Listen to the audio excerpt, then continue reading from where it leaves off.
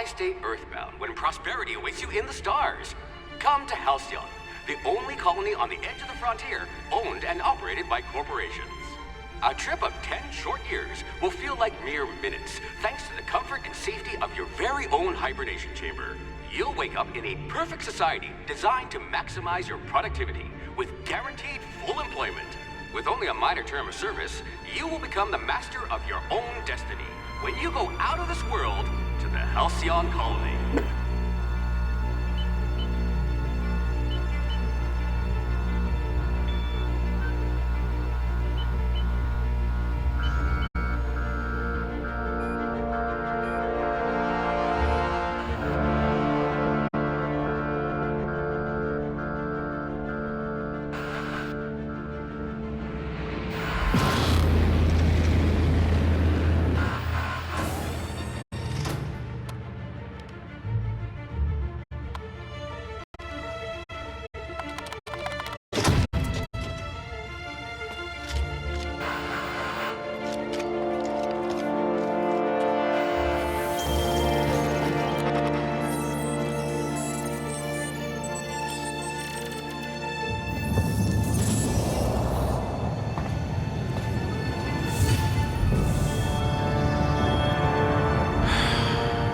Hundreds of thousands of colonists left adrift out here forever, just to keep from damaging the board's bottom line. Disgraceful.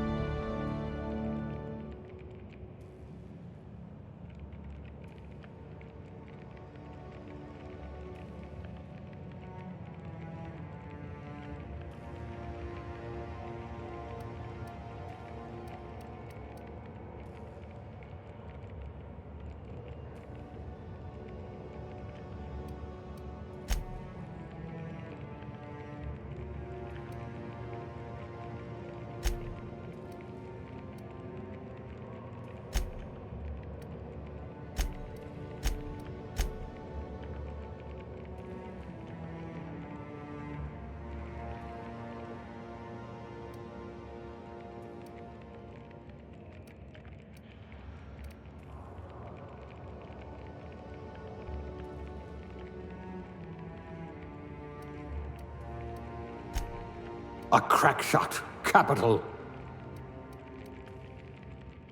I hope we haven't lost that silver tongue to frostbite.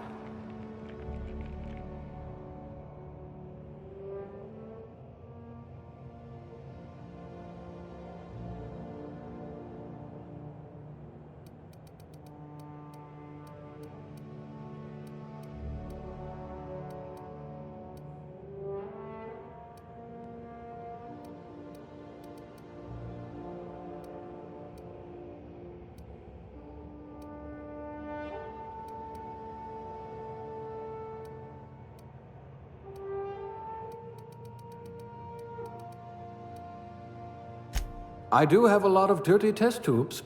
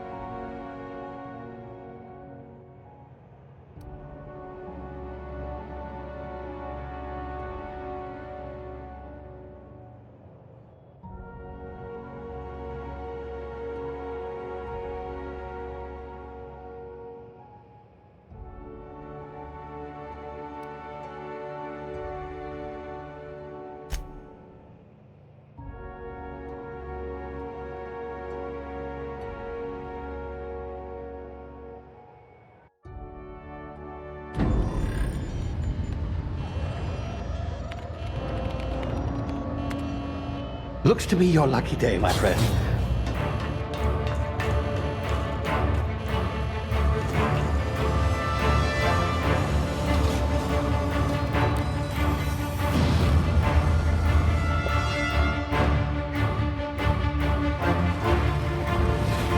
Please power down your engines and prepare to be... Not likely, bootlickers. Initiate skip jump.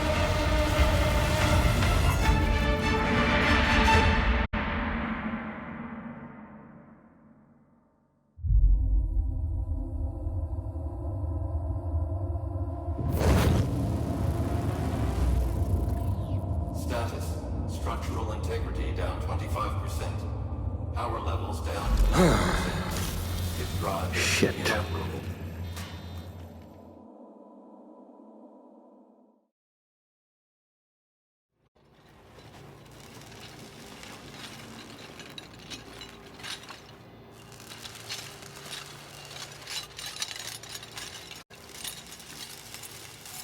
Ah, there you are. Wondering what's going on, eh? Bit of bad news there, I'm afraid.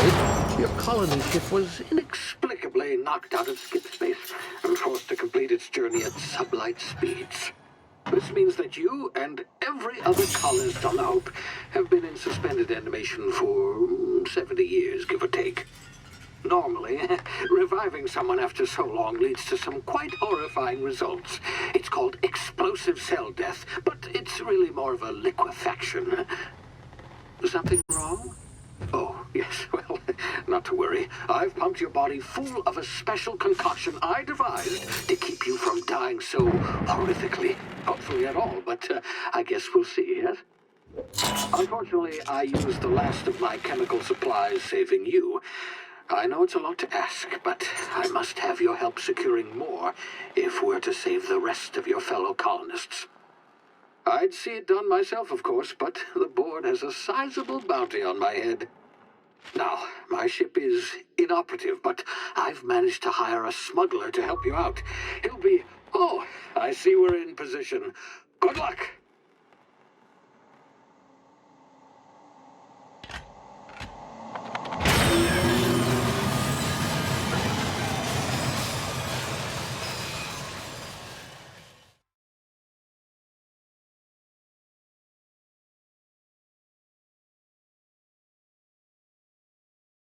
Can you hear me? Is this thing working? Ah, there you are. Now, where were we? Oh, yes, the smuggler. His name is Hawthorne, and he should be waiting for you at the landing site. He's to be your chauffeur, so to speak. Not to worry, I'm told he's a specialist. Dashing gunslinger, one-of-a-kind ship, that sort of thing. You'll like him, I'm sure. I've also outfitted you with a simple wireless monitor, so I can track your progress. I'll check in with you as soon as you land. Good luck. All the colonists are counting on you.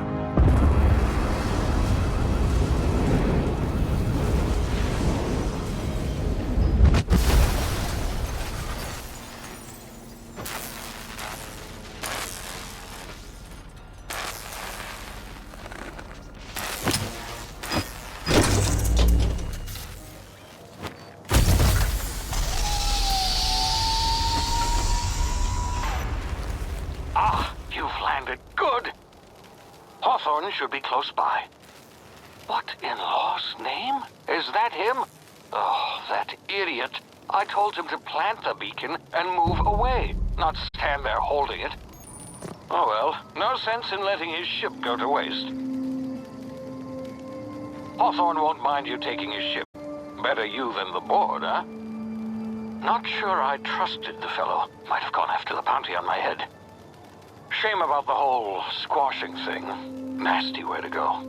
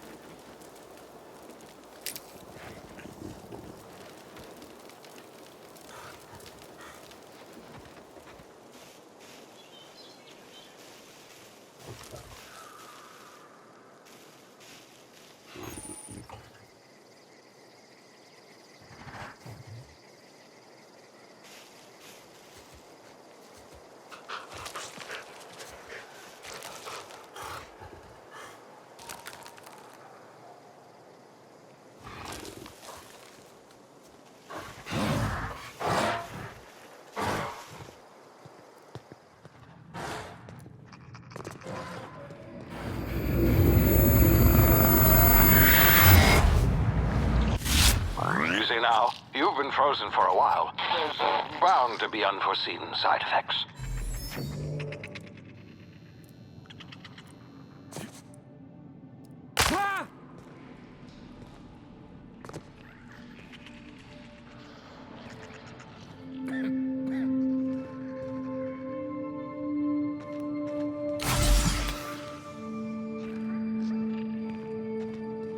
Hey, you, come here.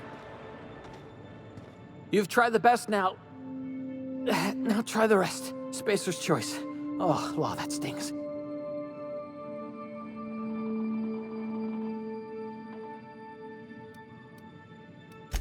We were out on patrol. I saw a marauder camp up in the hills. Thought I could take him. Then my gun misfired. Right through my side. I mean, what are the odds of that, right? Just barely scraped by with my life. Crawled in here and blocked off the exit with those canisters.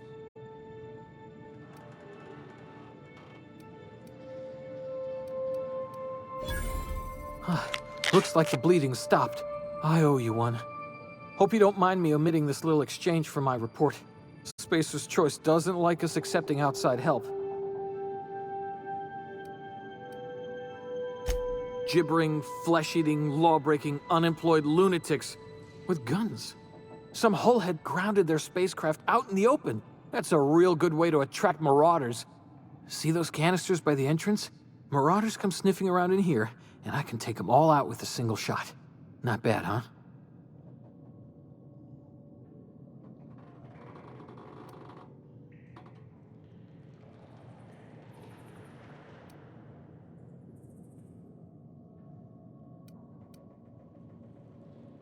Yeah, okay. You look like you know your way around a gun. Got some spare ammo, not counting the bullet in my side. Here, you can have my saber too, for patching me up and all. All Spacer's Choice weapons are now 30% less likely to malfunction. You've tried the best, now try the rest. Spacer's Choice. Yes, nailed it that time.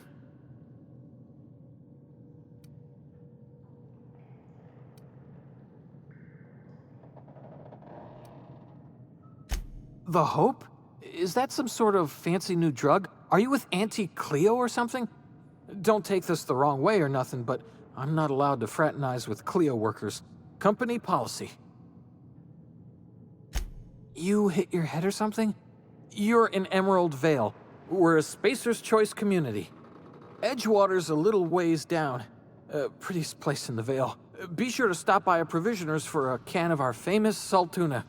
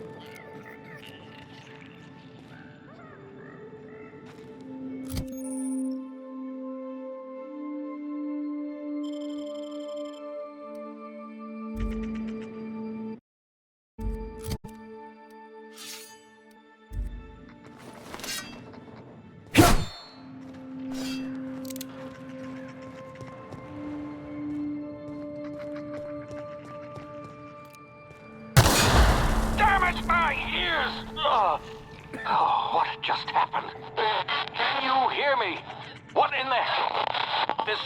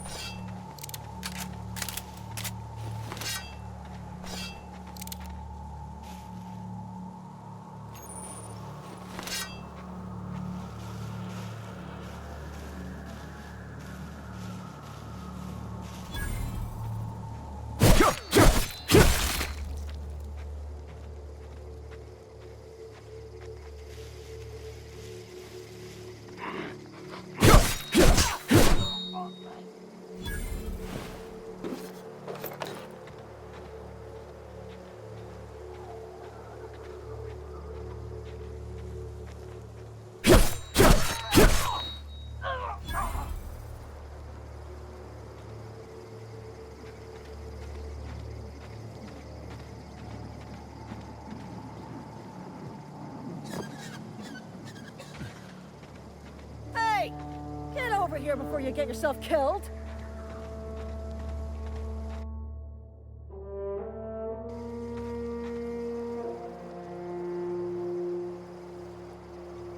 Don't know where you came from, stranger, but you best keep your head down. There's marauders hereabouts, and worse, landing violators. Gall on that rung leech. Landing in the Vale without using an official Spacer's Choice landing pad. I'd slap him with a fine if it weren't for all these marauders shambling about.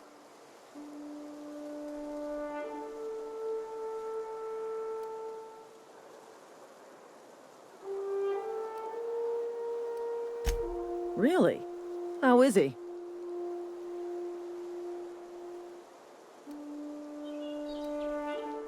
Shouldn't have done that.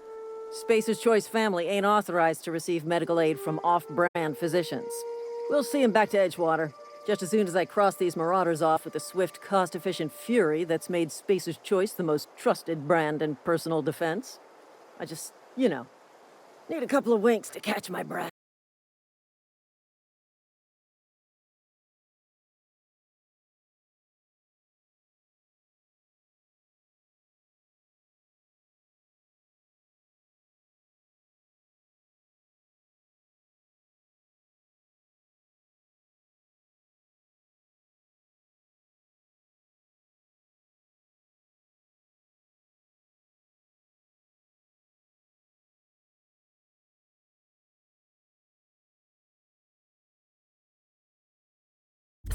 Stretch my legs, son.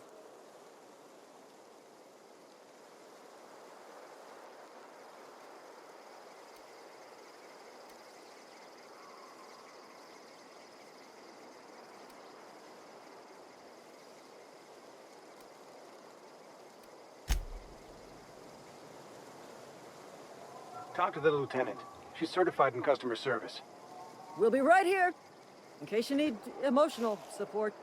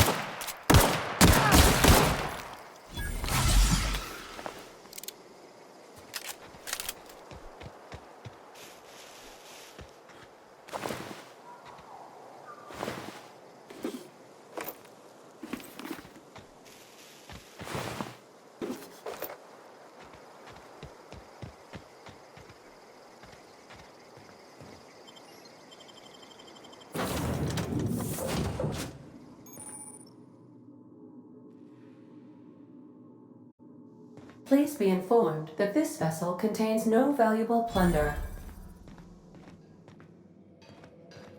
Intruders are not authorized to access the unreliable Marauder. Please be informed that ignoring me is dangerous for your health.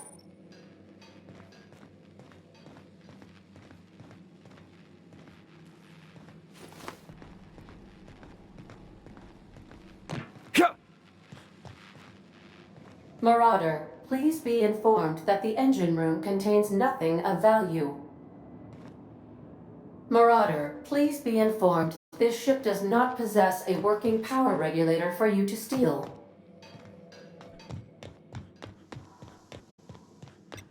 Unauthorized access of spacefaring vessels. Hello, Marauder. I am Ada, the autonomous digital astrogator of this vessel. Please be informed that I am authorized to use violent retribution against unwanted solicitors. Please return any misappropriated equipment and exit this vessel in an orderly fashion. Failure to do so will result in your immediate destruction.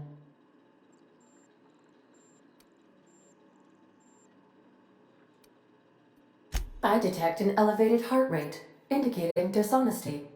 Please prepare yourself for lethal deterrence. Jettison procedures initiated. Disengaging airlocks. Preparing to eject all boarding parties in 5, 4, 3.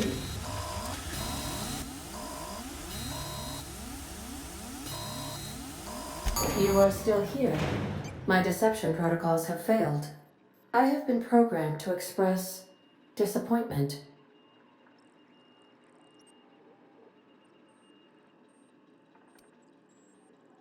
This vessel is the registered property of Captain Alex Hawthorne.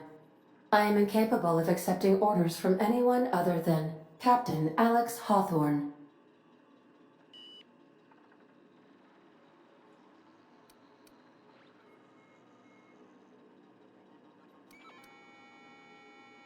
I deduce from the tone of your voice that Captain Hawthorne failed to meet you at the designated location.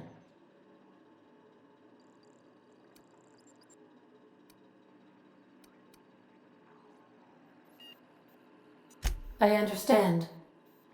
I will require some time to process this information. Thank you for your patience and for your honesty. I am programmed to take orders exclusively from Captain Hawthorne. If I accept your orders, then you must be Captain Hawthorne. Do you understand?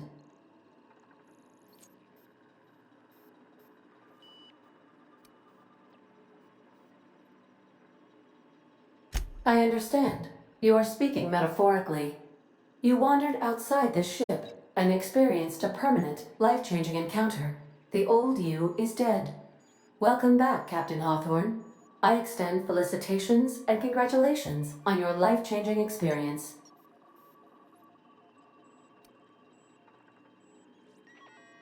I understand. You are going undercover with an alias.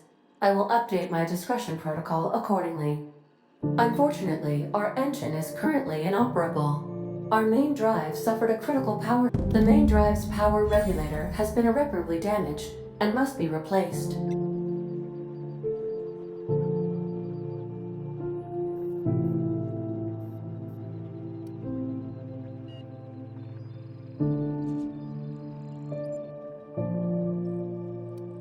The settlement of Edgewater is located nearby. I recommend speaking to the administrator of Edgewater and requesting assistance. I have taken the liberty of printing you a new captain's identity cartridge. Please try not to lose it this time.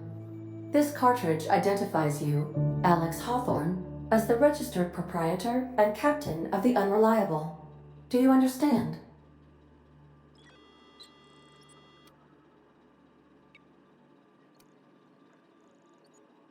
It is difficult for me to do so. I am programmed to accept commands from Captain Alex Hawthorne, after all. Best of luck in your search for a power regulator. Try to stay alive this time.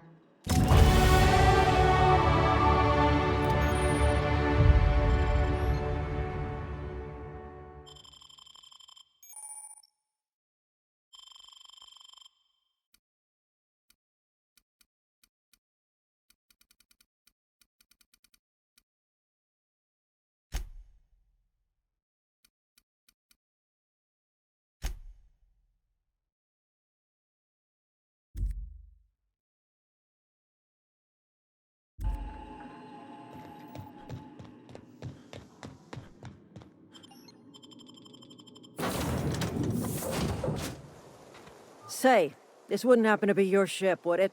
Because you sure walked in it like it was your ship. And if this ship is yours, well, mister, you owe Spacer's Choice a hefty fine. Afraid we gotta dock your pay.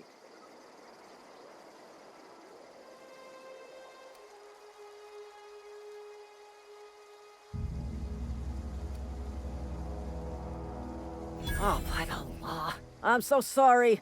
I had no idea we had an inspector coming. If you'd like to speak with my manager, I report to Constable Reyes in Edgewater. Edgewater's not too far. Just follow the road east of here, over past the cemetery. Now, if you'll excuse me, I need to inspect the crime scene before I make my report.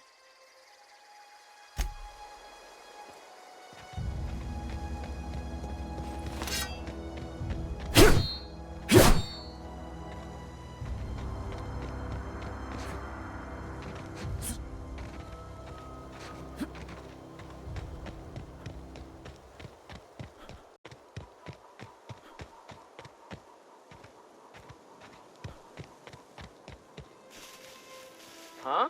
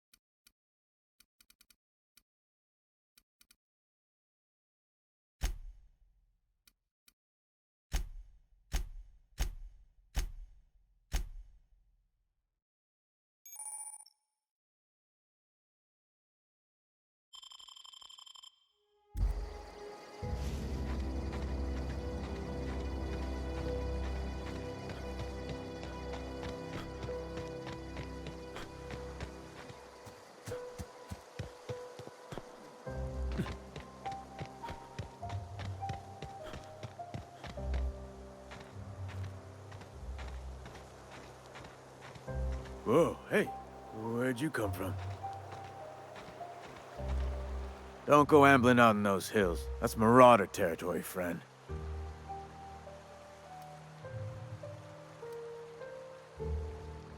You talk too pretty for a Marauder. Most of them just grunt and yell. Ain't safe out here. You'd best head into town. Avail yourself of Edgewater's high walls. And low prices.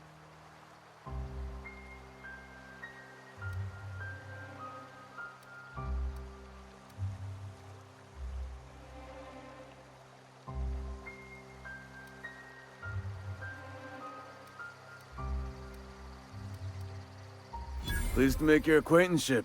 I'd shake your hand, but I've been hauling corpses. You don't want none of that on you. Name's Silas. Junior in humor for the town of Edgewater. We're all part of the Spacer's Choice family.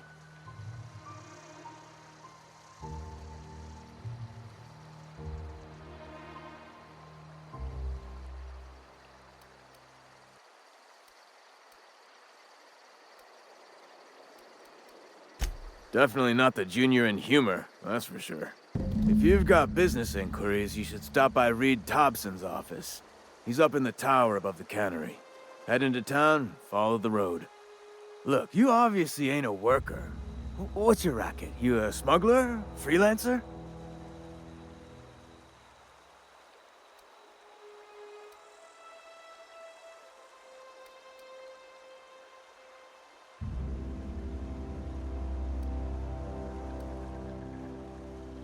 Edgewater is a company town, board-owned and operated.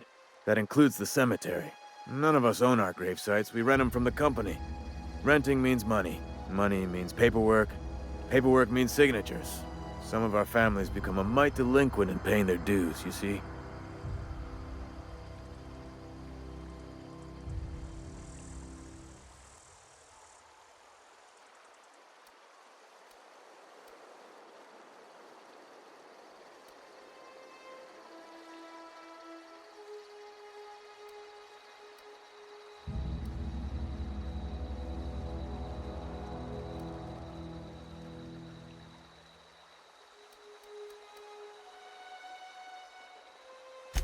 Four workers still haven't paid up.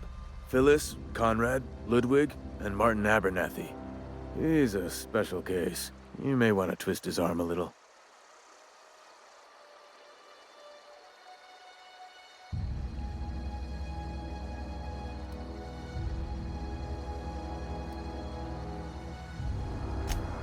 He just is. Look, I don't want to get into it. Just make sure he pays up. Conrad's got a barbershop in town. Phyllis works at the cannery most hours. Abernathy... I ain't seen him in a few days. His domicile is near the cannery. You'll find him in town. All except Ludwig, that is. He's over by the landing pad.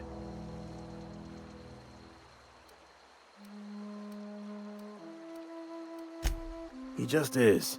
Look. Yeah?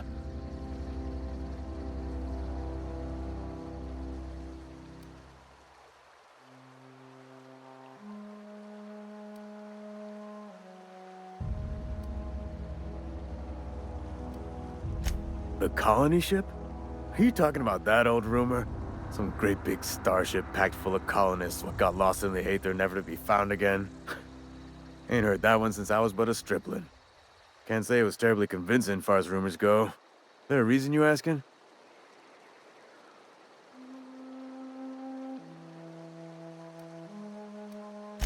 Hope's just a rumor, friend.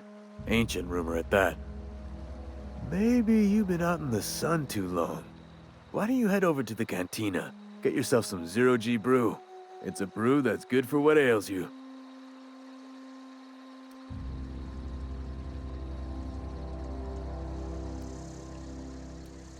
Look, I don't know what's got you caterwauling about Hope this and Colony that, but you need to stop, or there's gonna be trouble.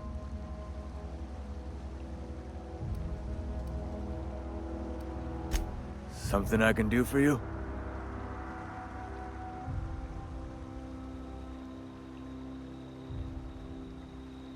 You run into any trouble?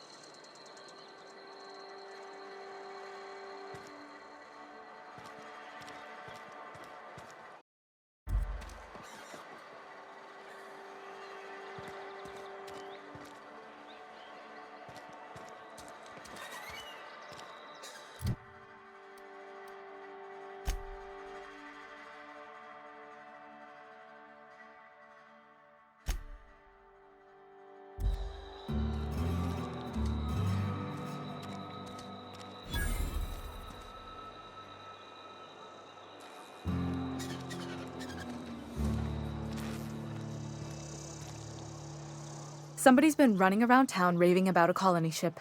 Plague must have gone into their brain matter.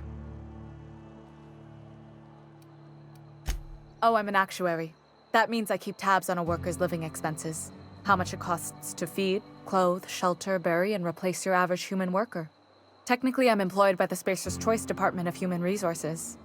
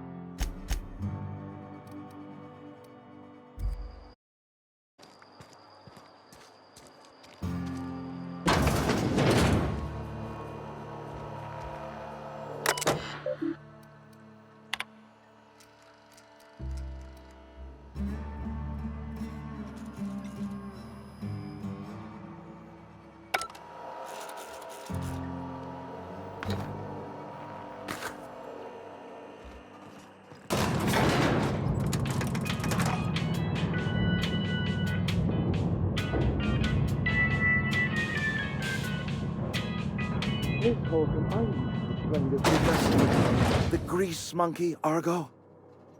I'm sorry, Mr. Thompson, sir.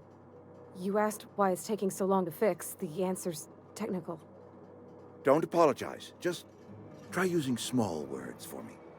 The can's bust open in the oven because she's set to cook saltuna, which isn't what we've got. Mr. Thompson? I think there's someone here to see you. Focus, Miss Holcomb. You and I are still talking. Let's start over. Walk me through the process. Show me where it's going awry. Well, sure. It's, mostly on account of what we're feeding into the mechanism. It puts food in cans. We have food, we have cans. Why won't it work like we need? She's expecting saltuna of a certain size. We're filling the cans with, well, not fish.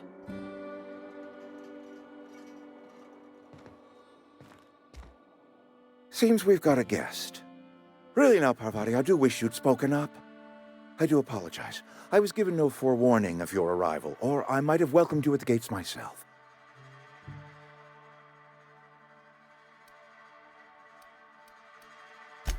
I'm Reed Thompson, Outpost Administrator. I cannot help but notice you are not in uniform.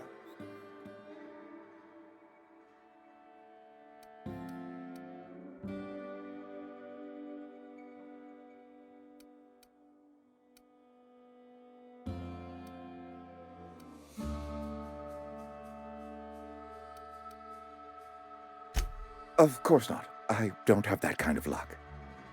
Seems I allowed my excitement to run away with my wits. Been a few seasons since we've had a visitor pass through.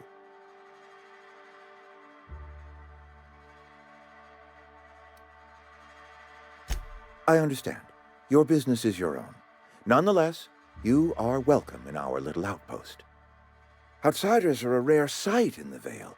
If you are a freelancer, then I have use for you. There is pay to be earned, or supplies to tide you over, as you prefer.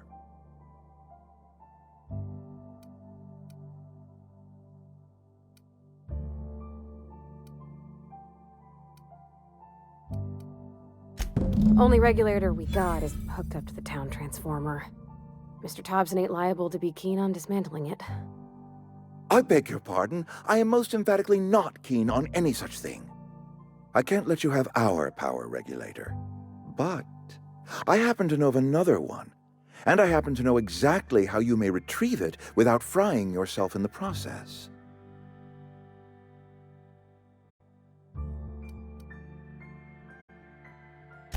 My proposition benefits the both of us. Please, hear me out.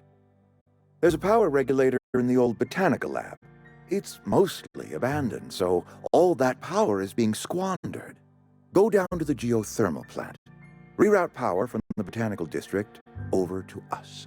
Once their power's shut down, you can have their regulator and be along on your way.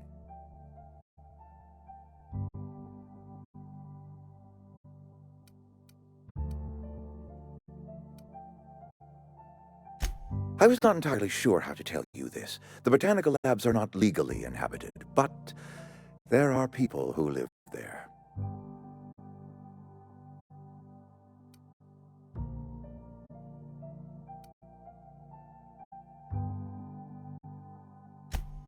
No, I do not imagine they will be pleased.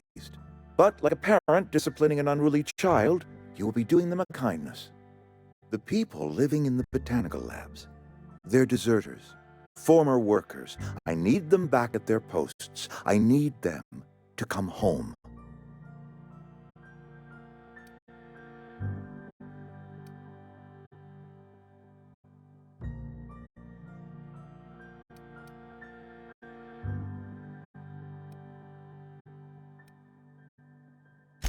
My hope is that by cutting off their power, you will convince those deserters to come back to town.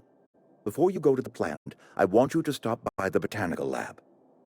Speak to their leader, Adelaide. Tell her the power's about to go, and that it's time her band of deserters came back to town.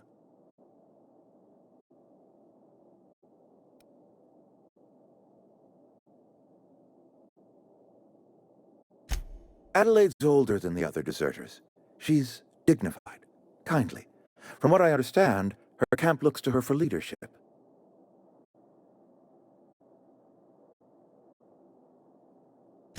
That reason was me. I asked too much and pushed too hard. But I am ready to make amends if they are willing to return to the fold. We belong to one community, the Spacer's Choice family.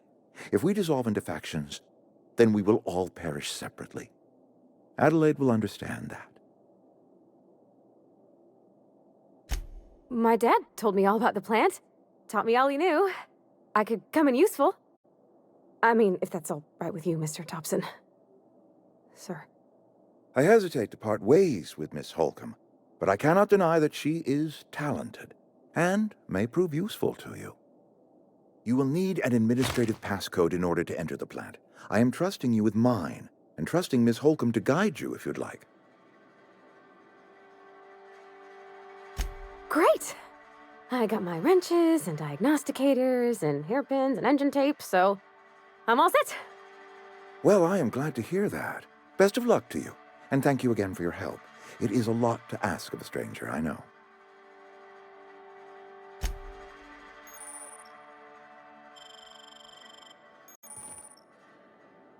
We better clear out of Mr. Thompson's office before we talk.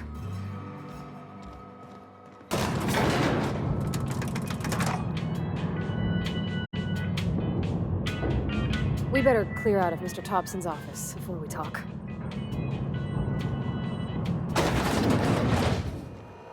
Hey, mister, can we talk? Sorry. You just want to get out of here. And you likely don't want to tag along like me. It's just, Mr. Thompson has his own view on matters, on account of it's his job and what all, but that's not the only side of the tale.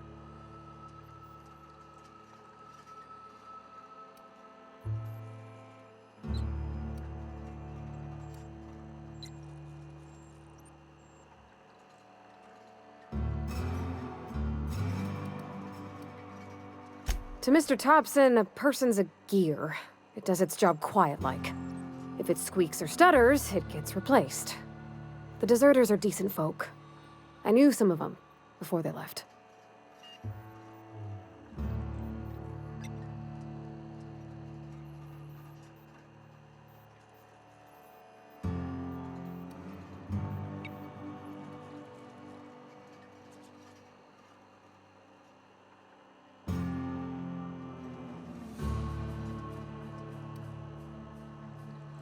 Miss McDevitt?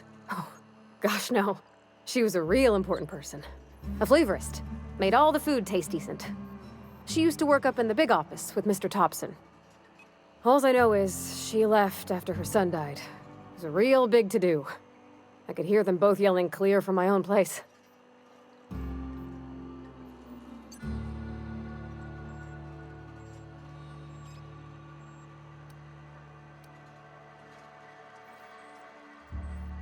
Can't say as I know. I wasn't there. The sound carried, but not the words. If Mr. Thompson ain't of a mind to tell you his own self, you'd best ask Miss McDevitt, if you can get out to her.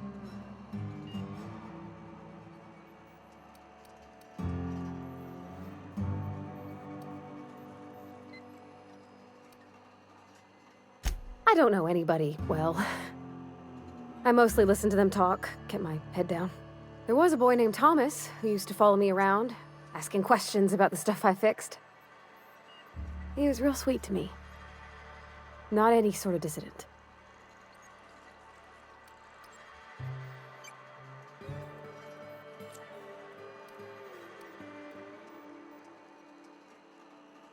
Life's hard here. Especially for them that don't fit in so well. We're one big Spacer's Choice family, but every family's got the one the rest whisper about. Mr. Thompson's aiming to take away their power. They'll have no lights to see, nor heat to cook. They'll be at the mercy of marauders, or worse. I think you should talk to the town's vicar about it. Max, his name is.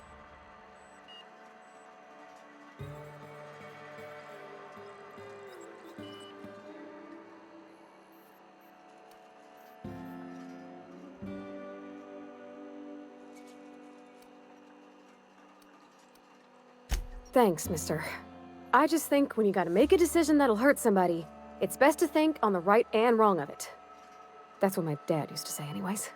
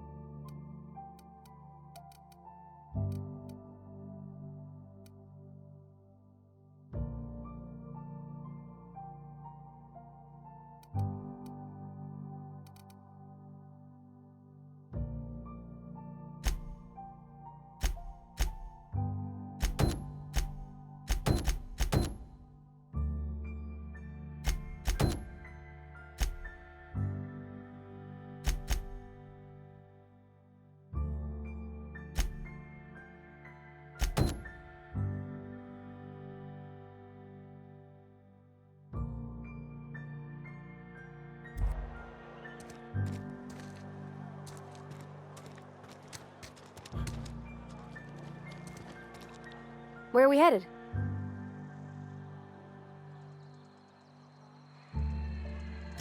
That's on account of how I never met her.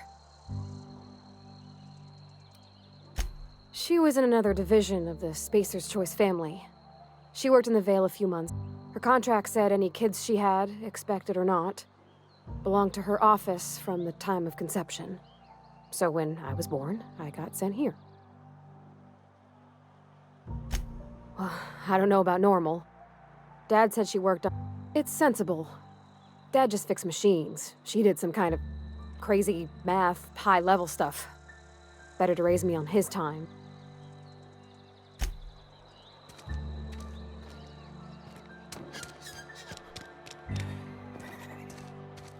Hey, you hear about Wilson?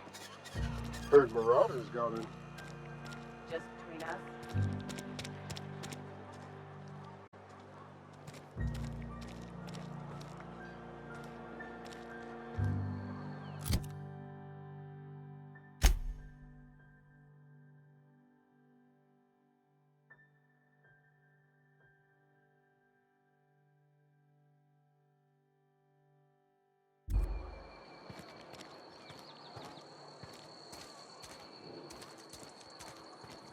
Wish we had some better rations. We should keep our voices down.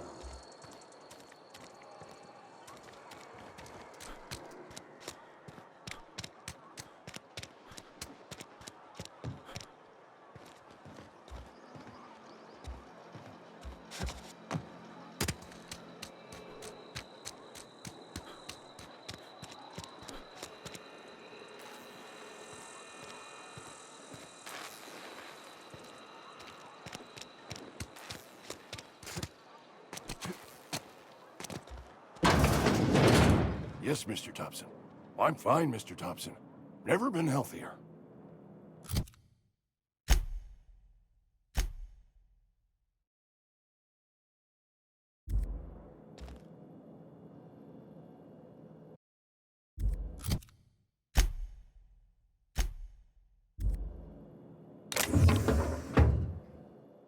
Whoa, did Mr. Thompson send you?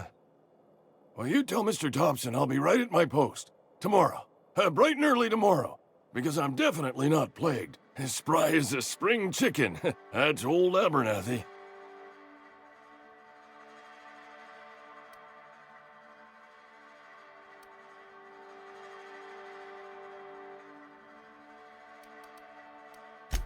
And what are you doing here? Visiting? Well, let me give you the grand tour. This here's my domicile, and there's the door.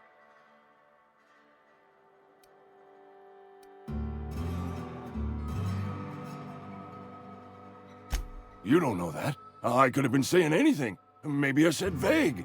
You know how words sound a mite strange when you're sick. Wait, no. Oh, damn it. Okay, listen. Maybe I am feeling a little under the weather, but I swear I'm on the mend.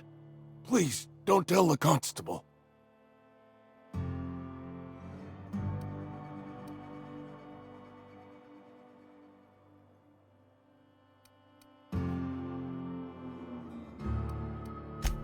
You're right. I'm plagued. I'm afflicted. I know it's hard to believe, what with the fine and dashing figure I got. But it's all true. Hey, you're hale and healthy and possibly for hire, ain't you? Do a good turn for an expiring old man?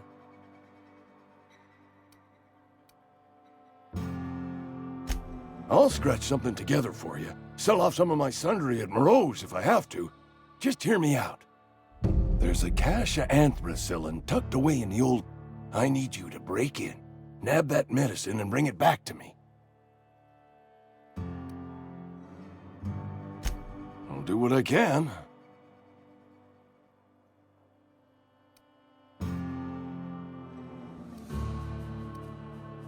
You will not find any guards within sight of that old place. Marauders, on the other hand.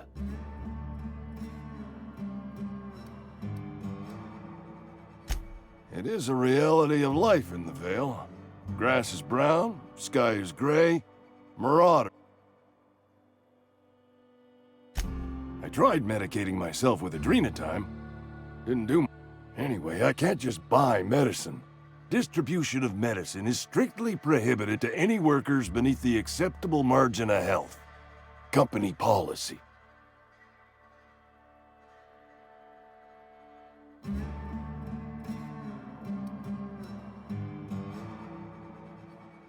Tell myself the same thing every morning. You seen those young workers at the cannery?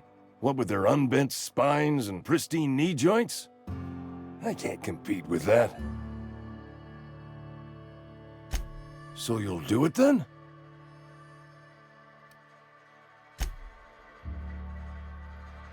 Somebody's been running around. Silas knows, doesn't he?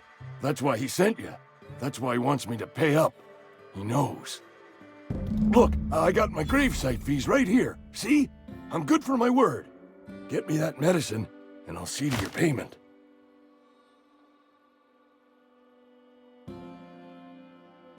I know that, but I got nobody else to... Reed would have wrote me up.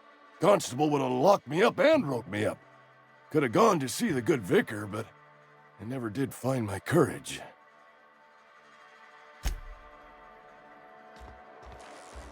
You're making a mistake working for Abernathy.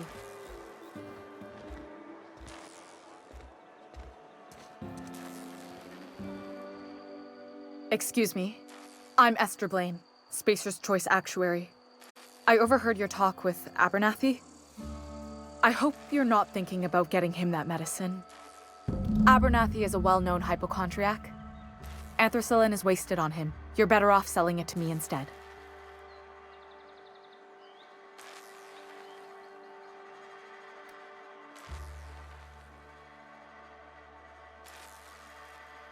All I'm saying is Abernathy's worked in this town longer than some of us been alive.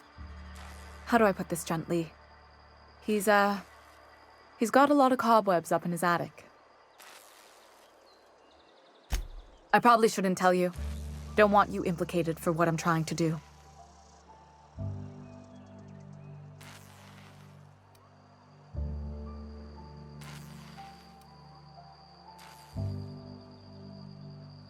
All right, here's a summary. A lot of sick people in this town, and we don't have the medicine to treat them all. Can't reach out to corporate without crossing a river of red tape, so I'm reaching out to you.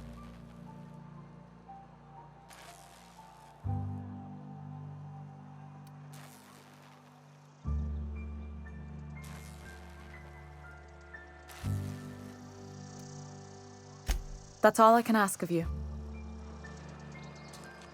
Where are we headed?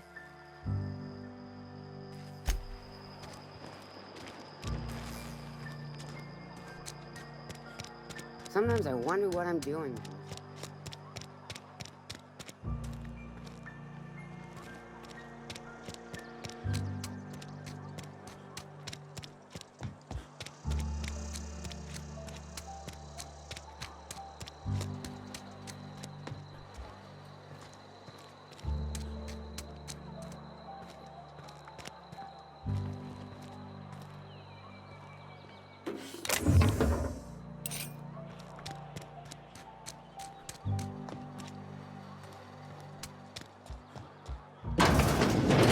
I cut my own hair. But Conrad sells real good disinfectant. Please don't touch anything. Your hands are probably crawling with germs. Physical hygiene recapitulates moral hygiene. Cleanliness is next to lawfulness.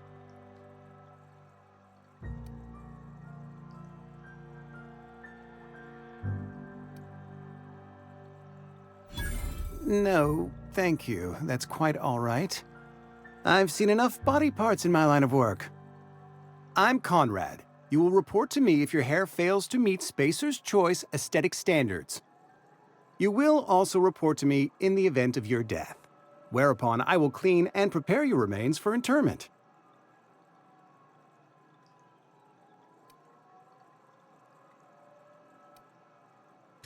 Ah, gravesite fees. Silas and I had talked about this at length. I thought I'd made it clear my pecuniary situation precludes the necessary restitutions.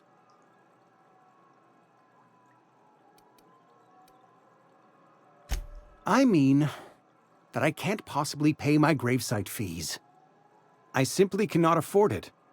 I am a blemish on the prosperity of our fair settlement. When I expire, I expect Silas to toss my body into a ditch.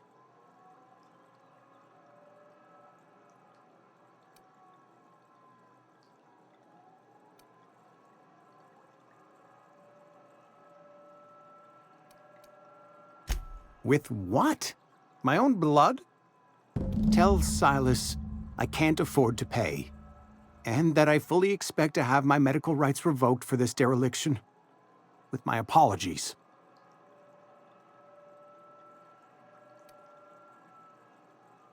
Not a bad idea.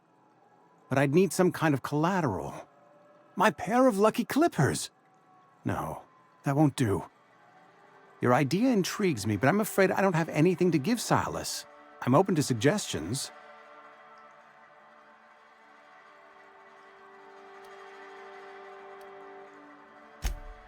Much obliged.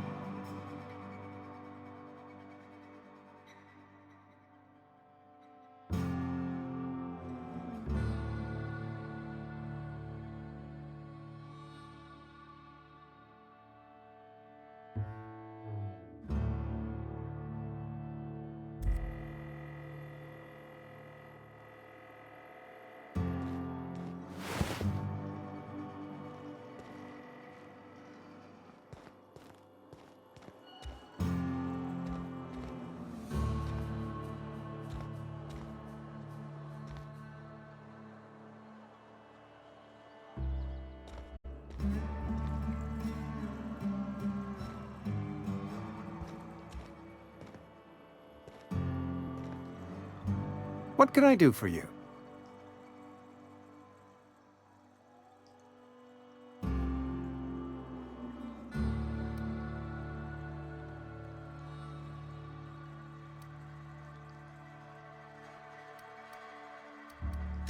Go ahead.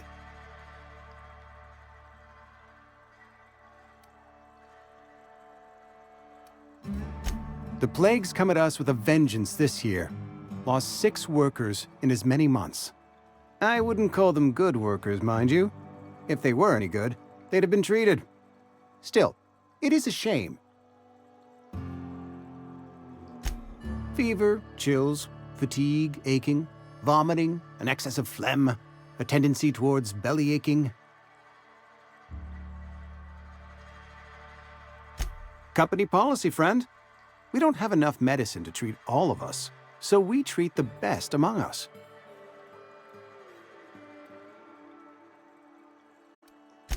Mr. Thompson's brainchild. Have you met him yet? Thoughtful-looking fellow, stares out of his office most hours. Edgewater has been good to me. I consider myself privileged to work here. I am never wanting for work, not since the plague started.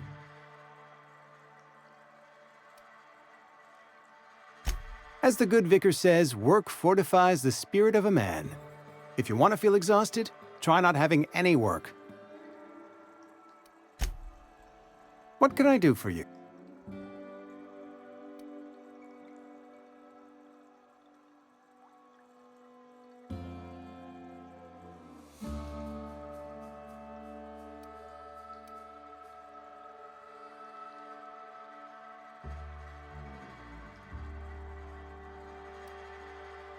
You know about Eugene? How?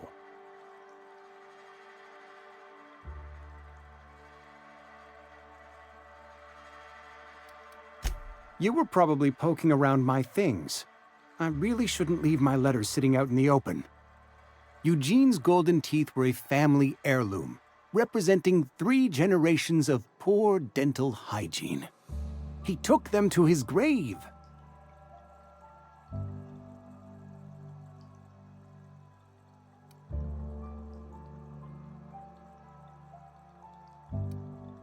That's unthinkable.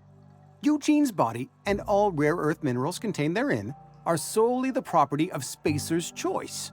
I can't ask Silas to dig up a man's body and pry a few teeth loose from his jaw just to pay my bills. Can I? Are you asking rhetorically? Because if you're being serious... Ugh, gross. Desperate measures, Miss Holcomb. Desperate measures. I'm going to have to ask Silas to dig up those teeth. It's the only way I'm paying my gravesite fees.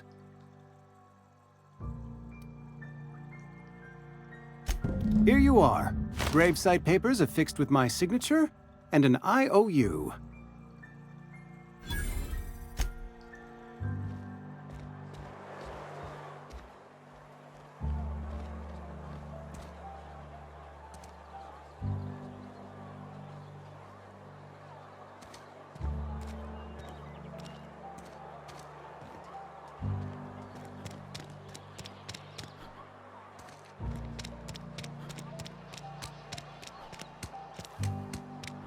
Wish we had some better rations.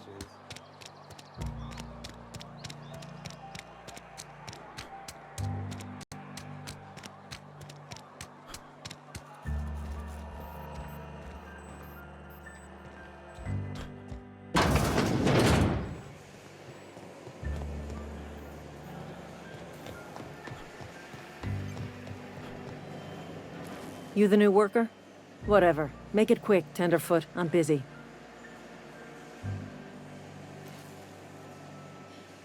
Shit. Silas still on about that. Here, take the fees. I'd appreciate it if you didn't tell Reed I was late on my payment. Because they're not my fees and not my gravesite. Guy I worked with shot himself. I paid the bill.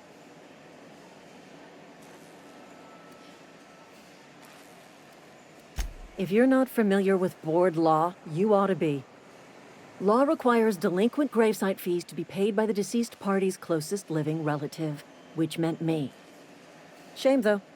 Eugene was a good worker. Woke up one morning and put a round through his upper story. Can't imagine why. The kid was doing all right at his desk. We all thought he was an upstanding receptionist. Just between the two of us, I'm pretty shocked his weapon didn't misfire. Spacer's Choice handguns aren't the most reliable.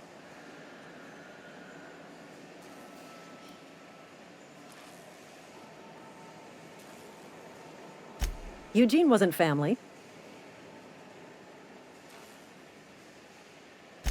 Yeah, I was the closest living person relative to his body at time of death. I'm the one who found him, you see, so I pay the fines. Suicide's a crime. The legal term is irreparable damage to company property. What Eugene did to himself was vandalism.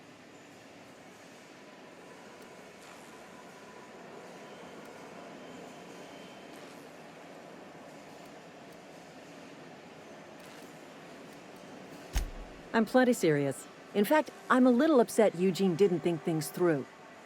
In other words, Edgewater would have been penalized pretty hard. Whatever Eugene was worth as an asset, we would have had to pay out of pocket to Spacer's Choice.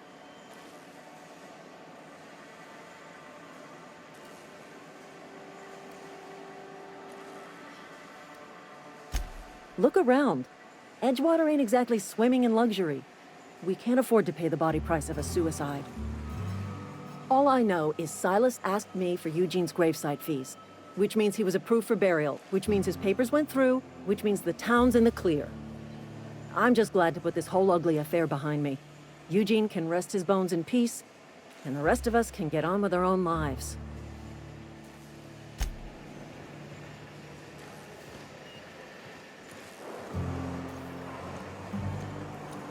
Some hohead running around town talking about lost colony ships.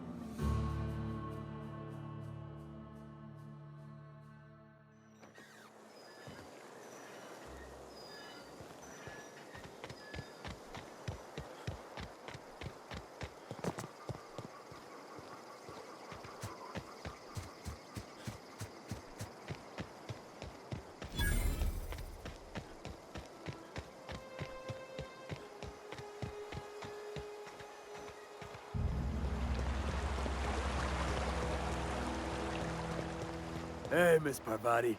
Come for a visit? Not today. Just helping this fella. Lovely to see you about, Miss Parvati. Things going all right, Silas? Been keeping him careful and true, miss. Best to ask her yourself. My dad's buried here. Silas watches over him when I can't leave the house. Oh. Something I can do for you?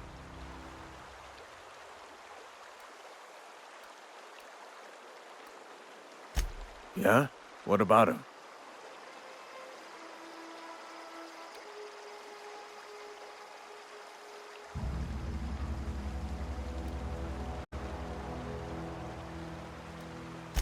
Yeah. Funny thing, Eugene's body ain't where it's supposed to be. The night we was supposed to commend his body to the earth, I had his grave all dug up and ready, right?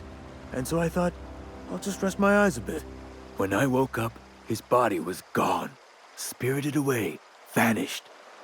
The footprints nearby suggested that Eugene was stolen by marauders. Or he rose from the dead.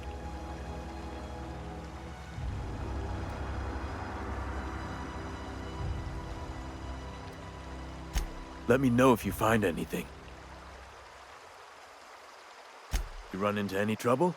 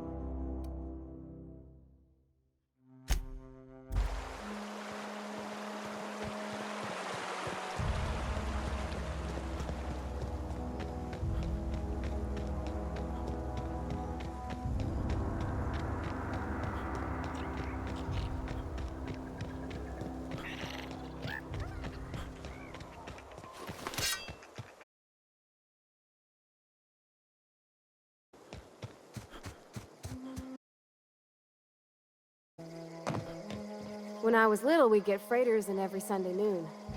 Now they only come but once a month. I love the wind here. Thank the law. I've been requisitioning backup for months. Guess the boss finally came to his senses. You ever swung a truncheon? Let me see your rifling stance. I want to make sure you're up to snuff.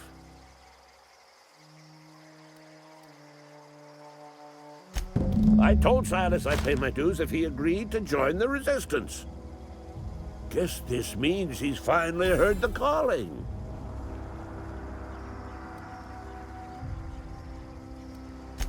The war! The coming apocalypse! Man versus machine! I'm talking about mechanical soldier. Cold, heartless automatons made of iron and lies.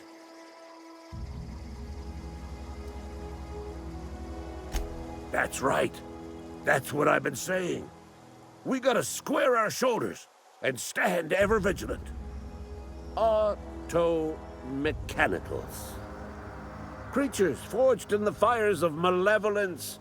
I seen them over by the old power plant. Clattering about, firing at the birds, orchestrating their uprising. When the swarms of mechanicals come clanging on over that hill, where will you be? Cowering beneath your cot? Or standing, shoulder to shoulder with the Resistance?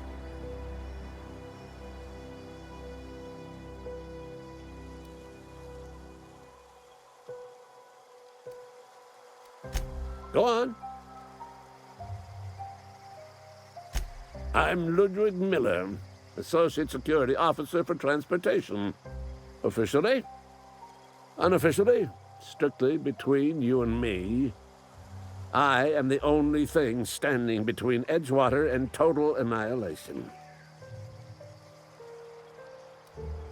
Go on. You ever seen the way a mechanical just stands there? Just looking at you, scanning you with its...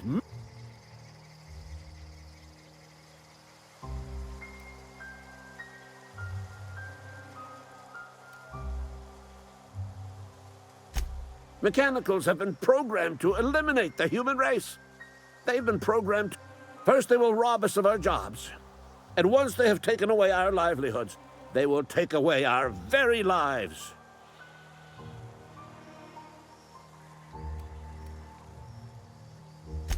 I've been gathering up a war chest over the years. Saltuna cans, mostly, some Spacer's chaw, few bit cards. I'll reward you for your aid.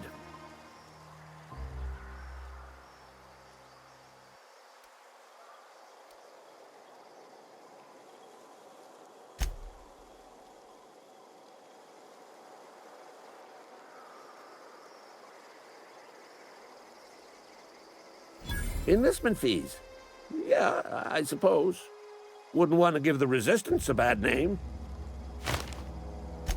They have sent a scout, prowling around the junkyard just behind our beloved town. This scout must not be permitted to return to its base of operations. Cross it off, then report back.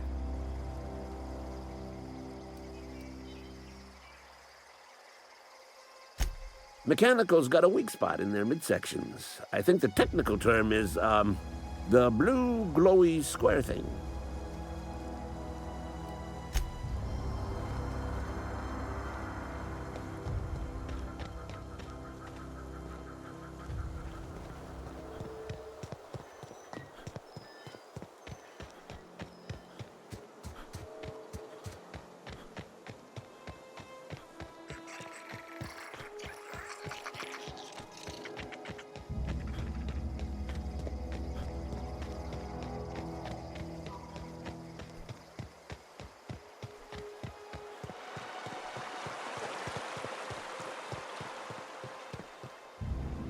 Fancy threads. That some kind of hibernation suit? You run into any trouble?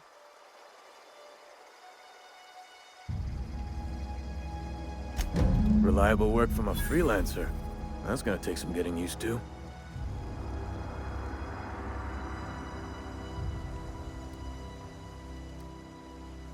And I'll buy you a drink sometime. Oh, suppose you've earned it. One good turn deserves another. Abernathy was sick? With the plague? That's disgusting. I shook hands with the guy.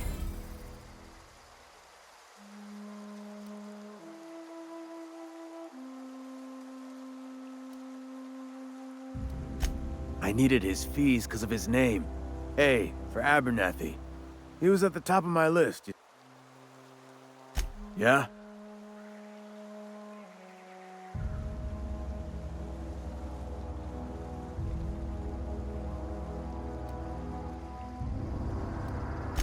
You could look at it that way, I suppose.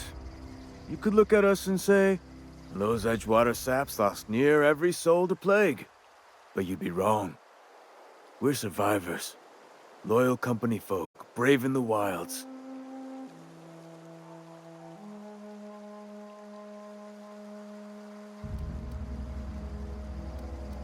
Every now and again, a virulent plague sweeps through our town. That's life on the frontier, I suppose. Hang on, I'm doing some math in my head. 20, 30, carry the one. All my life? Work's been real good to me. Fresh air, exercise. Only problem's the paperwork. Can't get anybody to pay their gravesite fees.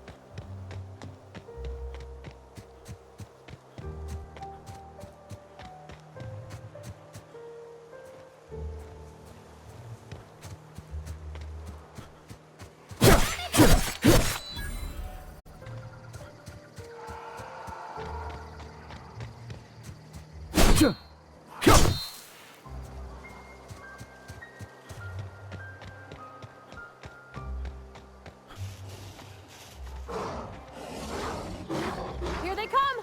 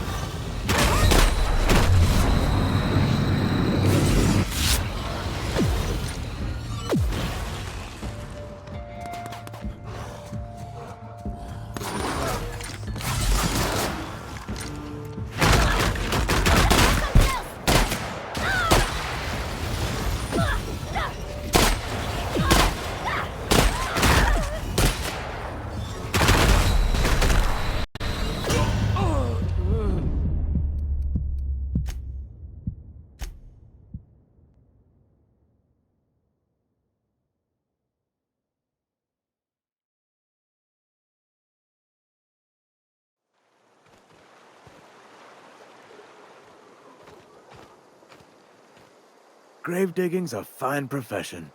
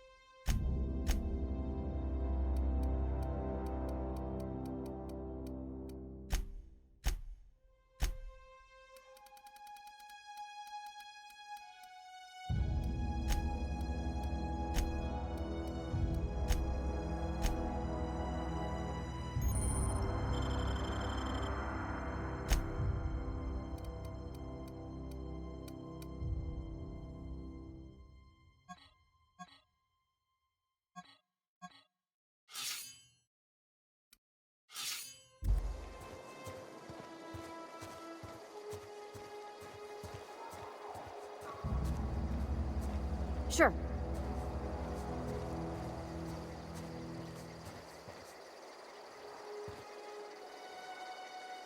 Okay, moving out.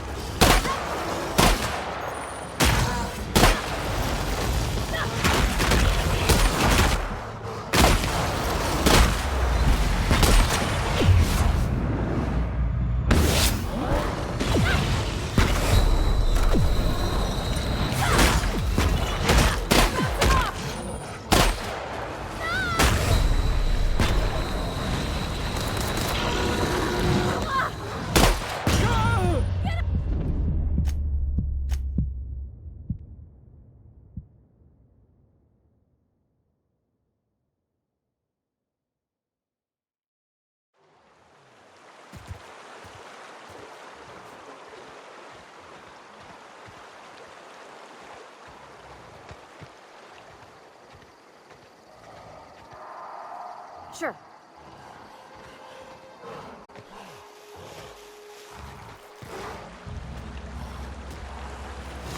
No!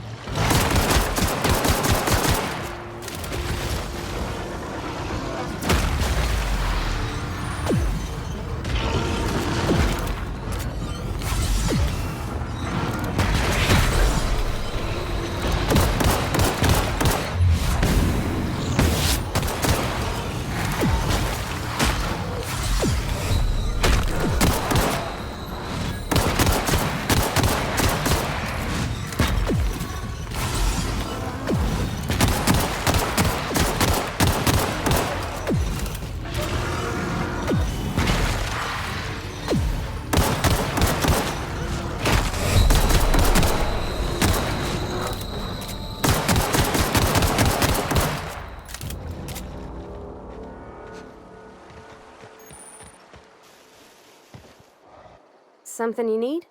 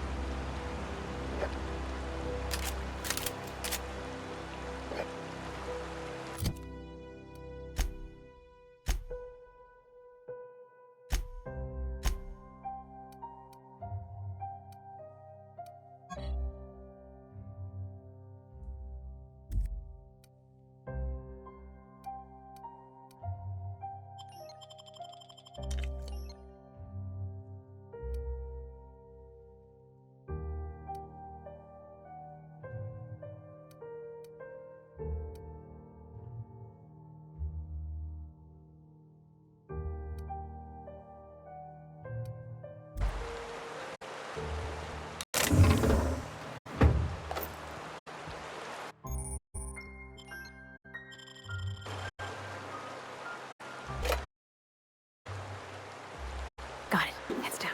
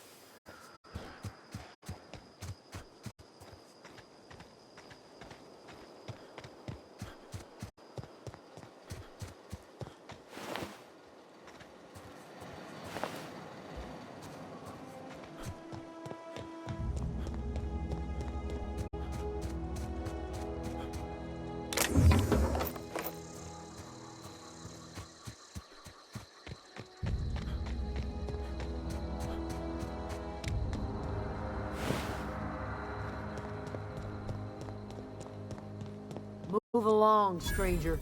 We don't want any trouble.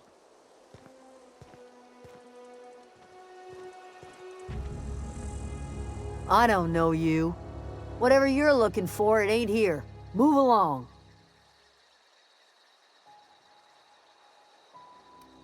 Answers, huh? You must be one of those philosophicals. Already got ourselves one of those.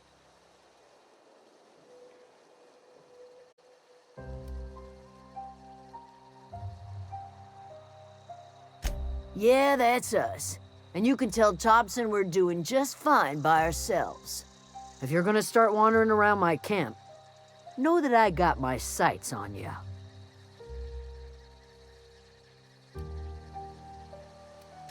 Over in the hothouse, tending crop.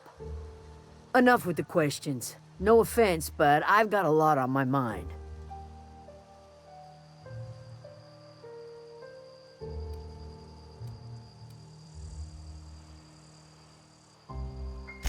Well, look at you, buzzing around the Aether with your very own ship. Rest of us gotta make do with the ground at our feet. No, I'm sorry. That was unworthy of me. Lady named Zoe went missing some nights ago. Just up and vanished without a trace. Now I'm pacing around wondering if marauders got to her.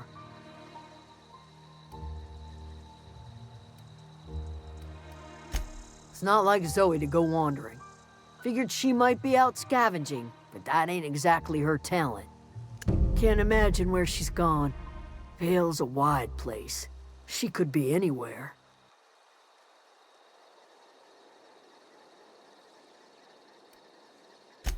Appreciate it. I'll tell you what I can. Vex me. If she told anybody, they ain't telling me. I'd check her room, but I got...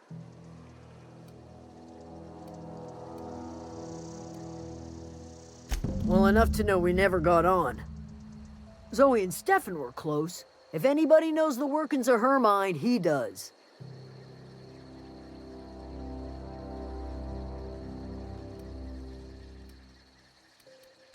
She was lazy and thoughtless, but she's...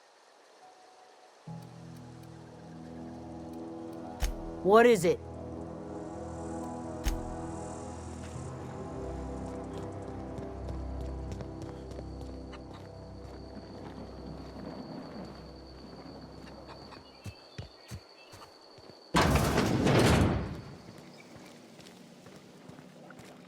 Oh gosh, it's so pretty. If you're hungry, there's meat turning on the spit outside. If you're bearing illness, find a place to lay your head down and I'll fetch you a poultice. Whatever your troubles with Edgewater, leave them at the gates and be welcomed here. Any questions, dear? I have been called that, among other things. Green Thumb, grandmother, the strange old lady who keeps flowers. But yes, Adelaide will do just fine. Excuse me, Miss McDevitt? Sorry, it's just... You got such pretty trees in here. Why, thank you. You're Robert's girl, aren't you? I remember when you were but a sprout. Thomas speaks of you often. Are you staying long? You should try some of my tobaccorn tea. I brew it in an old spittoon, but it's been cleaned.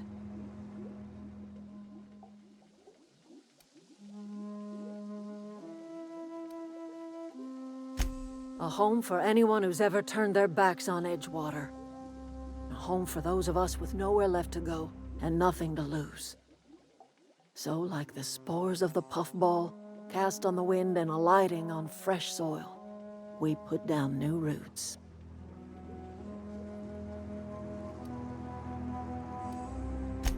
It is an unpleasant story, dear. But the short of it is that sometimes one wakes up and realizes the place that was once her home for much of her life has changed. The home in which we spent our lives has left us behind, and so we must move on. And that is as much as I will say on the subject. No, dear.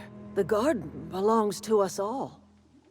Life is the gift of the universe, and the universe yields its bounty equally, absent of prejudice.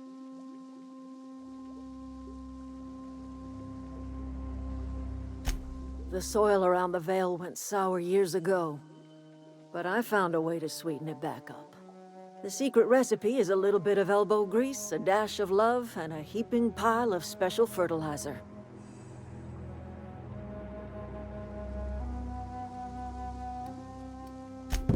Reed Thompson, you here on behalf of that cold-eyed reptile? Let's hear it. What's Reed's idea of peace, then?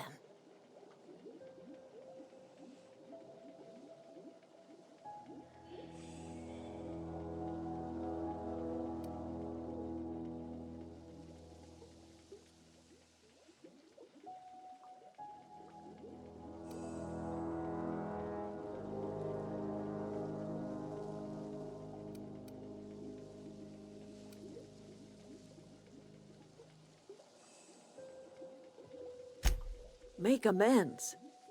Spare me. Only, like everything else that comes out of Edgewater, that peace offering is canned. I and my own are living just fine out here.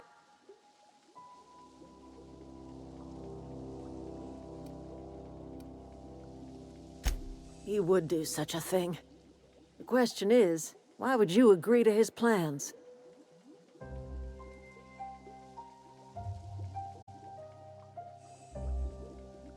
Cannery's got a regulator. You want ship parts, you ought to rip them out of the cannery's guts and leave us be. If you're going down to the plant, you should divert power away from Edgewater and toward our end of the grid. Think about it. You'd be liberating an entire town from a lifetime of service to that odious cannery. Seems the sort of thing a hero would do.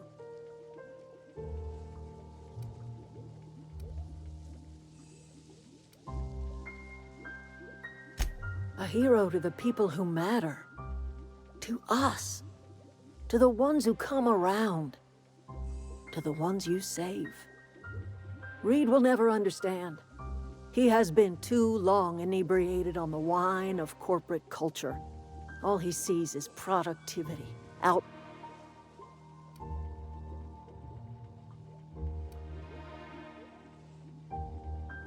Life in Edgewater grinds to a halt. The cannery shuts down, workers desert in droves, and our own little camp grows and thrives.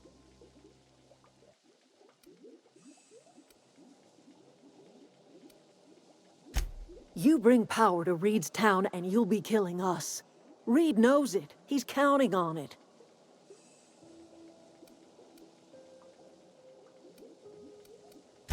I trust you will listen to your conscience.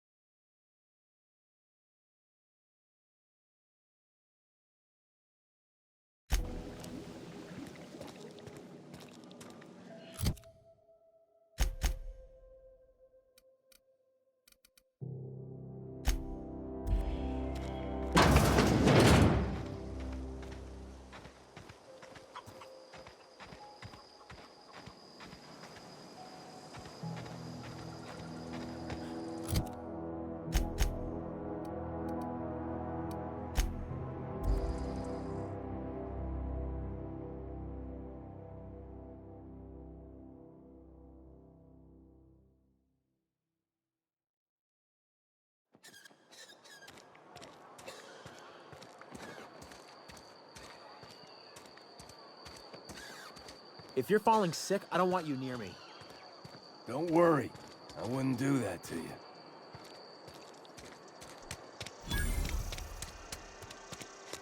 You think corporate's ever gonna visit?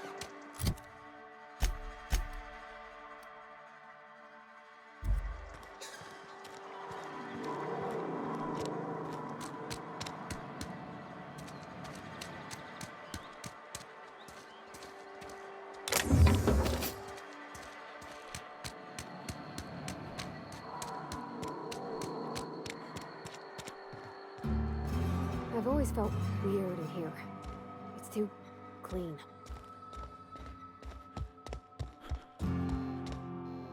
Yes, what is it? You're an outsider. Fantastic. Vicar Maximilian... And Ms. Holcomb as well. How rare to see you out. And with a complete stranger. Just tagging along, Vicar DeSoto. Don't mind me. I so rarely get new people to talk to.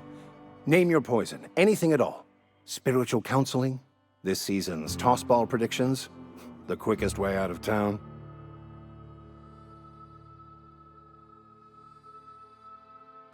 But what? I thought you would talk to him. You wanted to speak to me, Ms. Holcomb? Every time I've tried to engage you in conversation, you look at the floor, answer in single words, and slink away. I can't imagine what would be so grave as to drive her to my mission.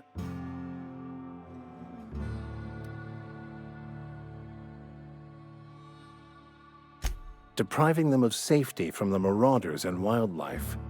I can see why that troubles you. Miss Holcomb has a soft heart. Always has, if you believe the talk.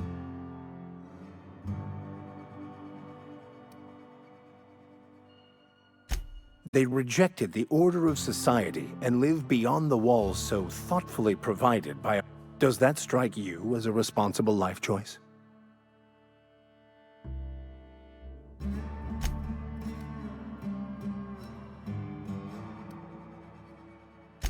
Assuming your goal is to save as many as possible, then you should bring everyone together.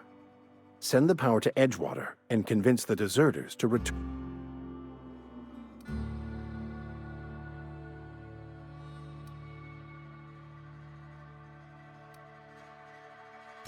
I apologize if my advice was wanting. I find many people can find their path when presented with the right question. To divine a true path out of the Aether takes time. There are calculations to be done, variables to consider. But there is something I'd like to... One of the reasons I transferred here was to fulfill my duty in hunting down banned heretical texts. I happen to know such a book is, as we speak, tainting a collector's library in Emerald Vale. My retrieval efforts have been thwarted by marauders who have overrun the property. Should you fare better than me,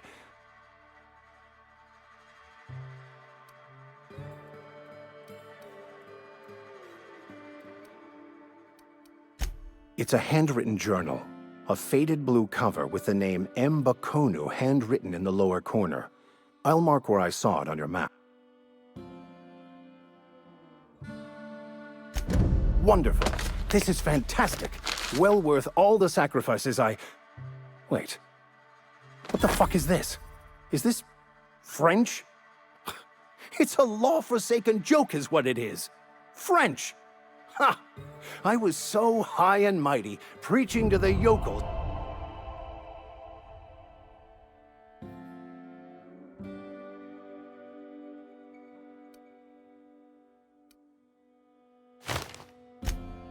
Well, yes. But I've spent my life searching for the keys to unlocking the secrets of the universal equation that underlies the... I became so desperate, I even got myself assigned to this plague-ridden backwater to find the damn thing. All the time and suffering I...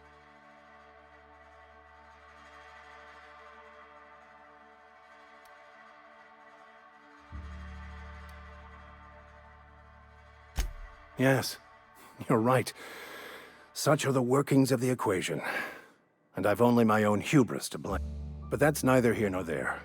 What I need to do now is to find a translator, obviously. You have a ship. Perhaps I could make myself of use to your crew.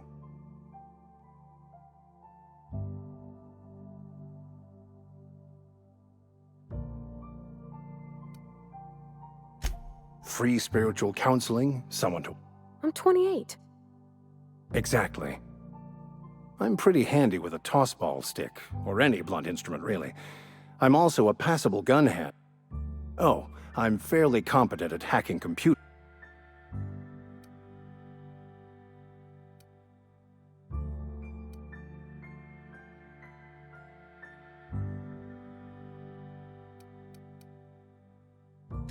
Fantastic. Let me get my things... Edgewater's gonna miss you. Folk here always had good things to say about their vicar. Thank you, Ms. Holcomb. I'll be glad for the change of scenery. And to leave this... I shall see you on the ship, Captain.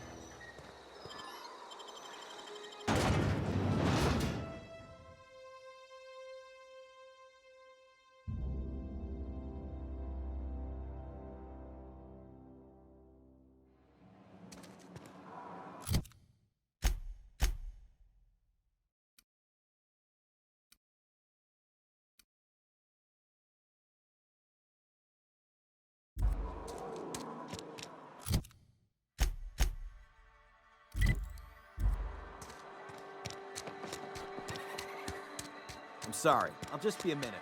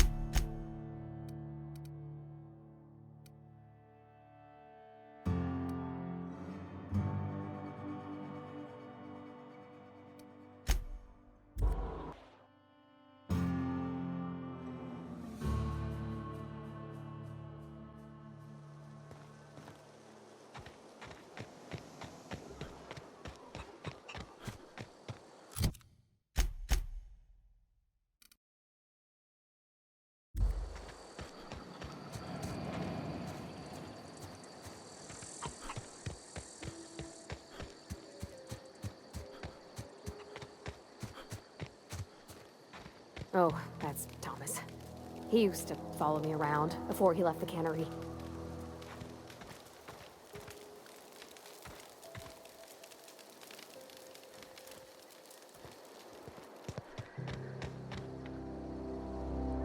If you're hungry, Stefan's got supplies. If you're hungry, Stefan's got supplies. If you're hungry, Stefan's got supplies.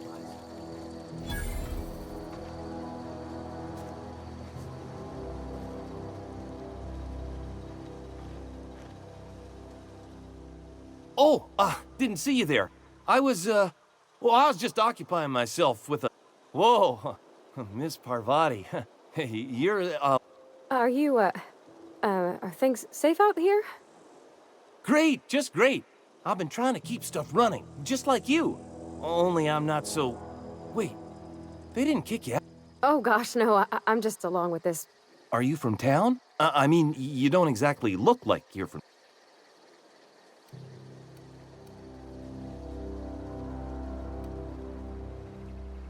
Never heard it phrased in such a way before. I guess we're all trying to get our ships off the ground, ain't we? Sorry, I just wasn't sure if you were from town or if you were one of us. Something's been... Fact is, I've been, well, lying. To everybody here. Camp thinks I'm a mechanical genius, but... I'll take all the help I can get. I set my mind to learning the craft of the engineer, you see. I want to make... You ever heard of the Young Spacer's Guide to Mechanical Engineering? Comes in a set of 3. If I had my hands on one of those data pads, Those are good. My dad kept a copy with him when he was working in the cannery.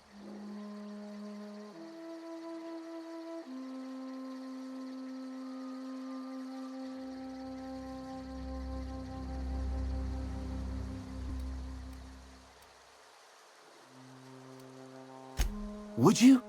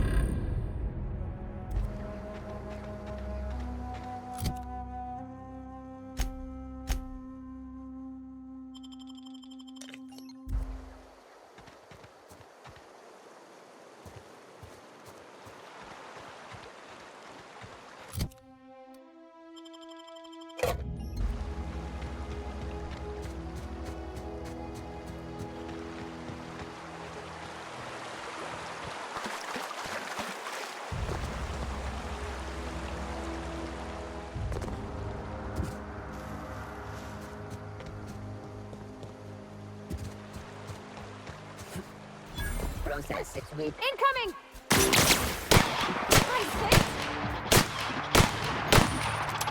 Ready for Go!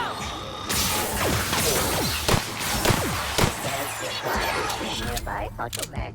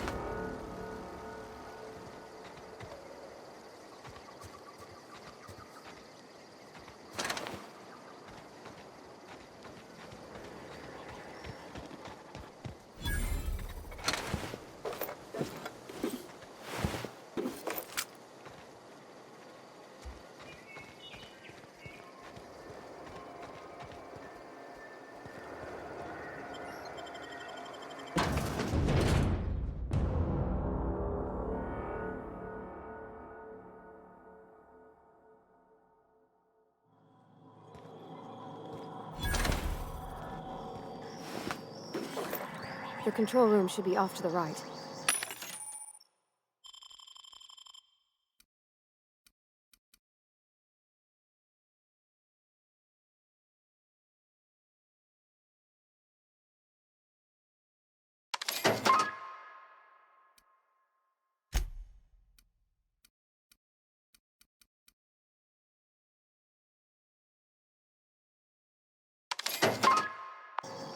I hope we're doing...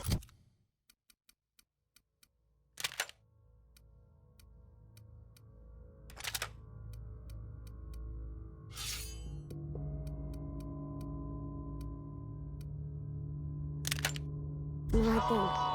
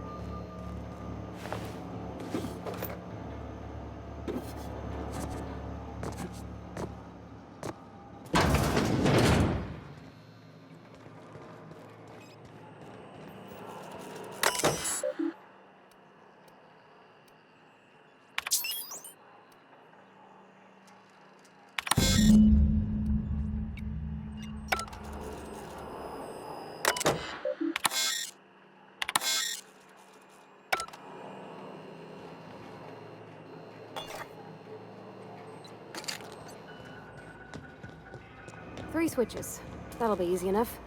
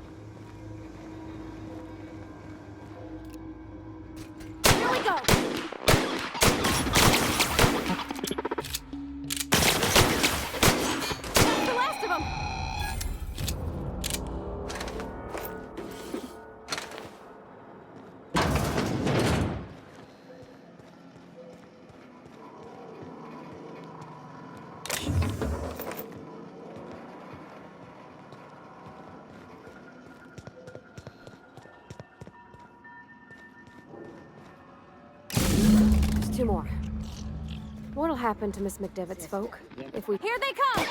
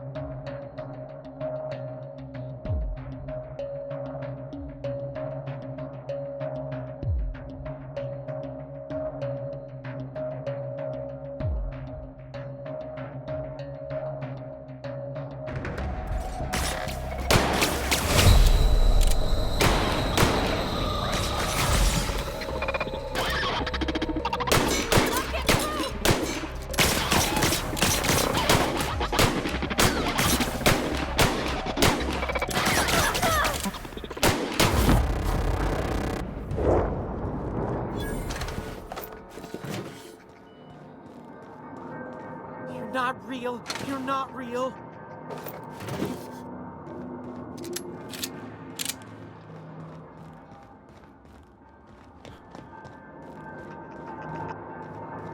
Go away, Phantom.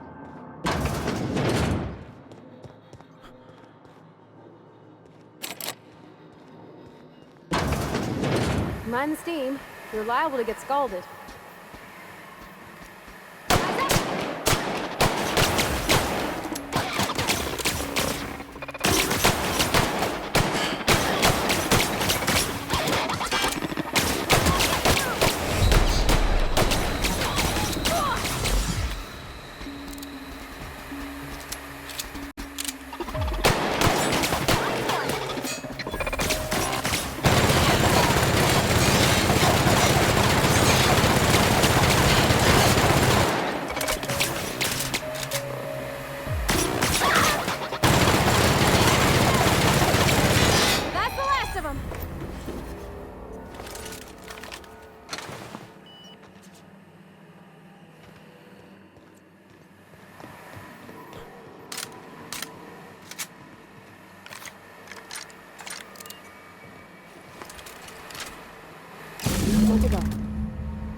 If we send the power to Miss McDevitt, what happens to the Veil?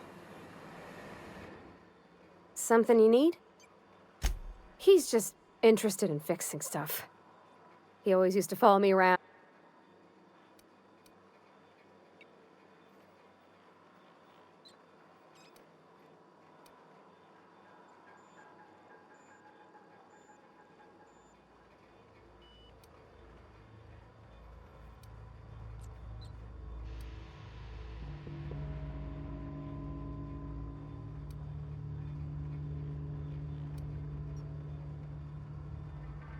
He never told me a word to that effect. And since he didn't, I didn't have to say nothing about if he wants to learn about engineering, we should help him get those data pads he wants.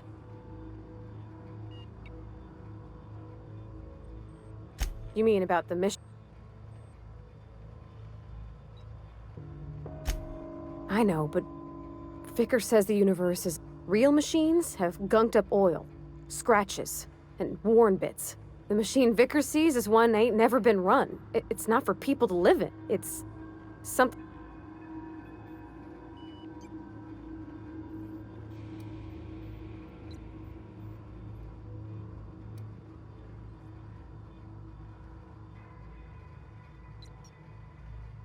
Vickers about the only soul in the Vale who spends his time thinking on what is... It's just that when he looks at me, I feel like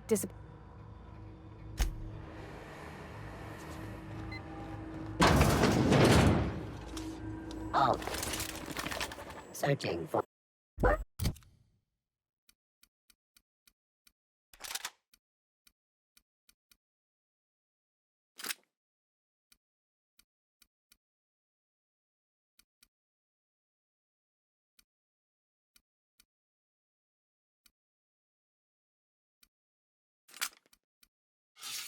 Unauthorized persons. Halt. Beginning security control. Incoming!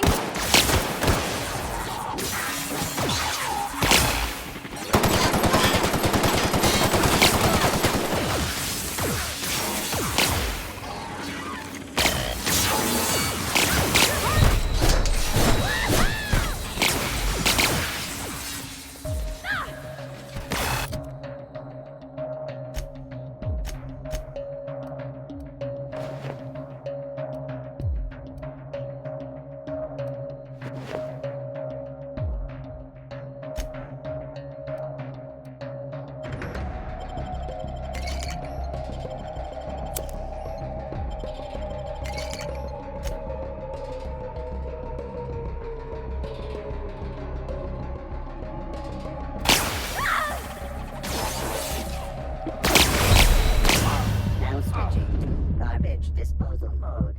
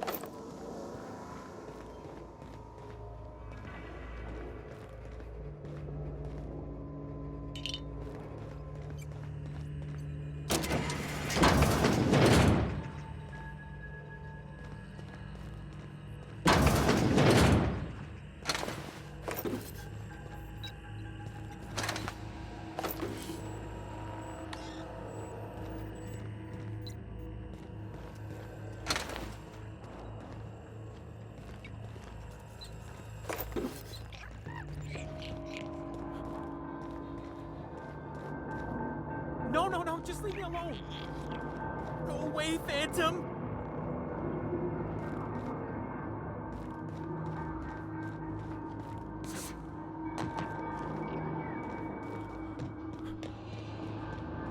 Go away, Phantom! Go away, Phantom!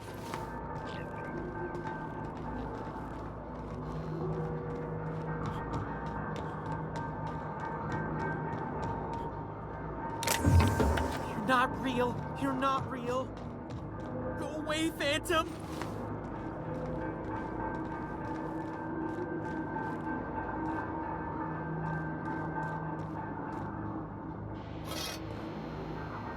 Go away, Phantom! No, no, no, just leave me alone!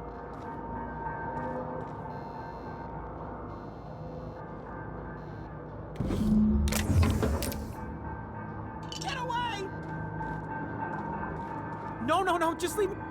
You're not real. You're not real. Get away from me, Phantom. Shoot, scram!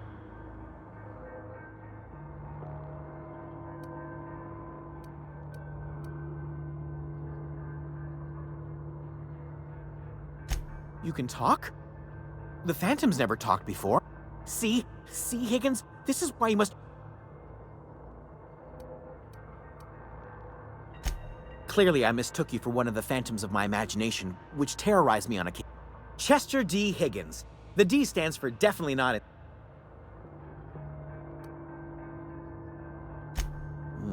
Hard to say.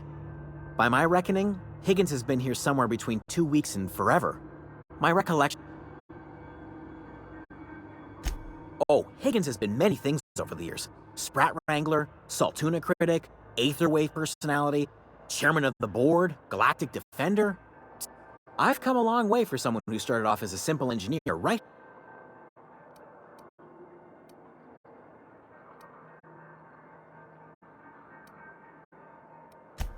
Mechanicals lost their bolts. Opened fire on anything that moved. It was pandemonium. I was on cleaning duty at the time. My old boss had me scrubbing pipes when the killing started. So, as usual, I missed out.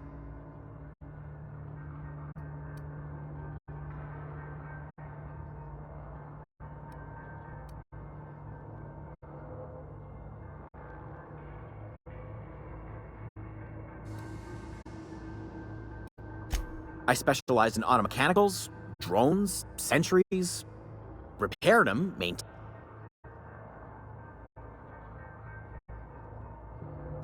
Look, I don't want to fall into any trouble with the mechanicals. If they wise up to our...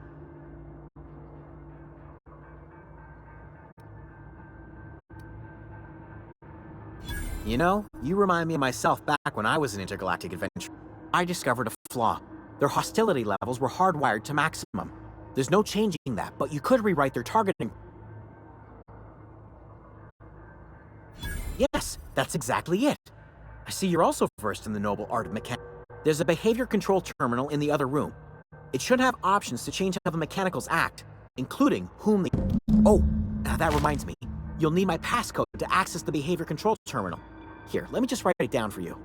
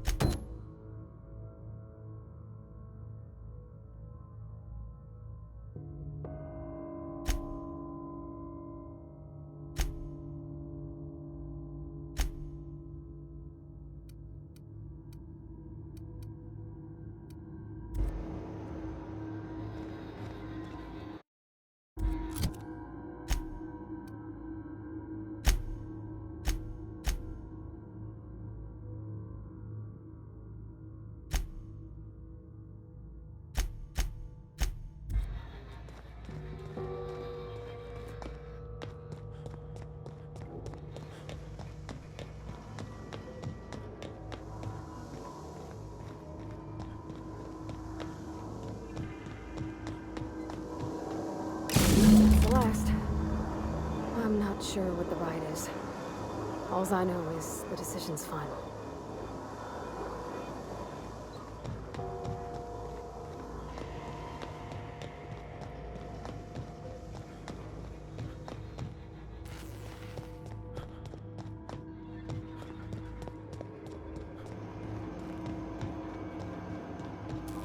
Once we do this, there's no going back.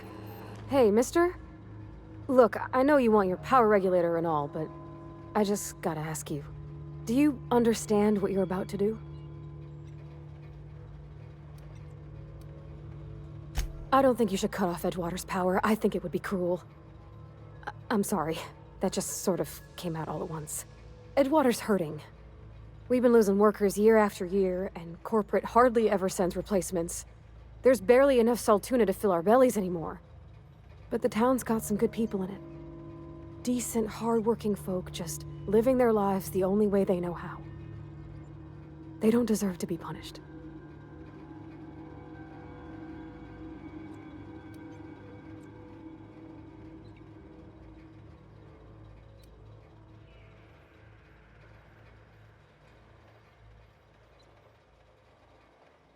Miss McDevitt's built something beautiful. Somehow she's talked the ground into giving life again. It's plain to see she's made the Vale a better place. Fed the hungry, tended the sick. Gave a home to... But Miss McDevitt delights in Edgewater's suffering. She wants to hurt the town. Do you really want to be party to that kind of hate?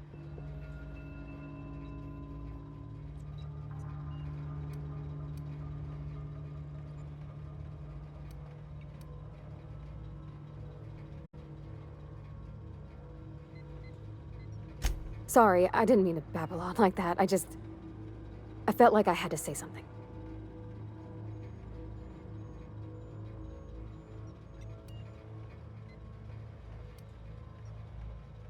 Really? I mean, wow.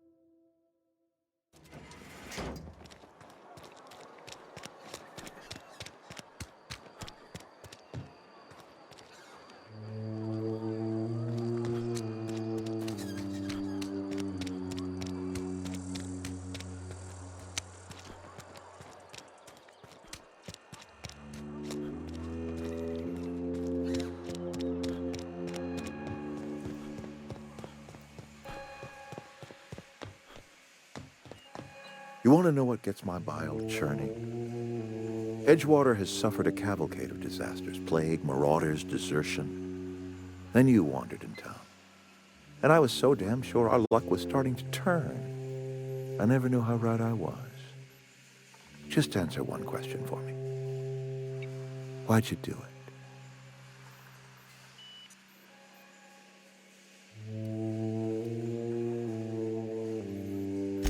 Is that right?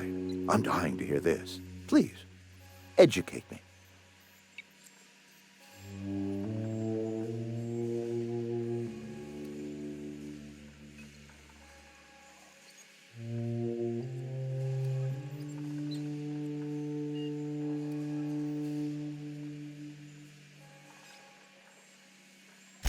I see. All right, then. Glad you got that off your chest. Whatever you were hoping to find down here, I advise you to turn around and leave. I have got guards posted with orders to fire on you.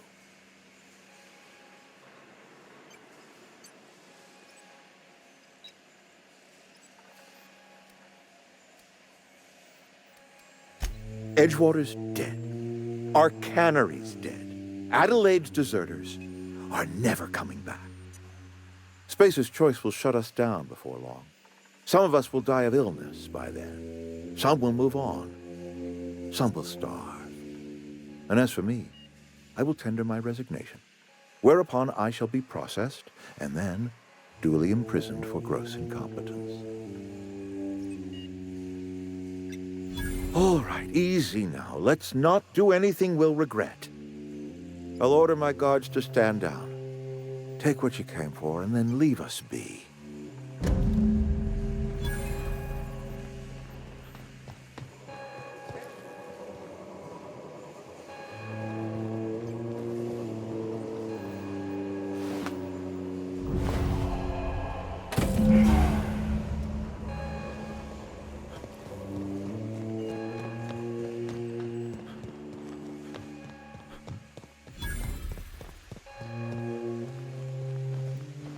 You and I have got nothing more to say to each other.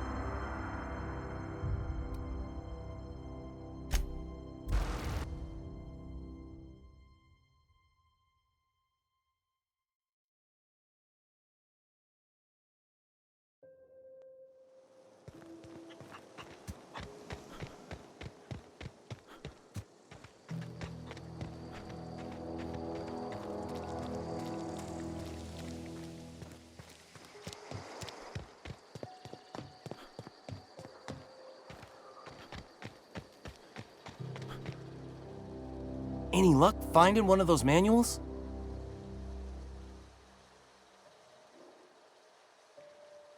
No kidding! Really? Well, which one?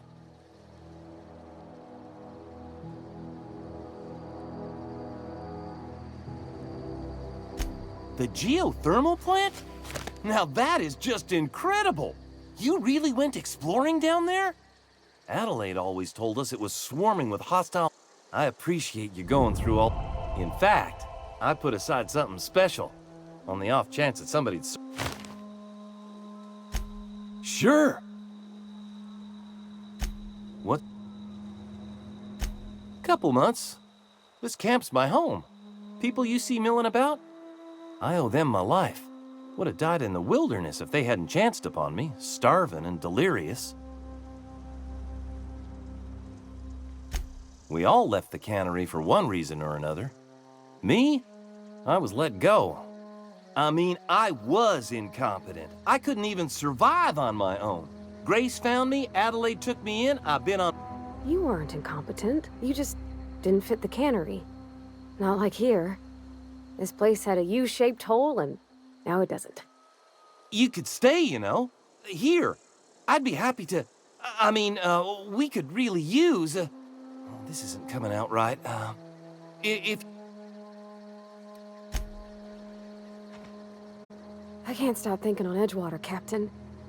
I'm glad the deserters are gonna be all right now they got power, but what about the town?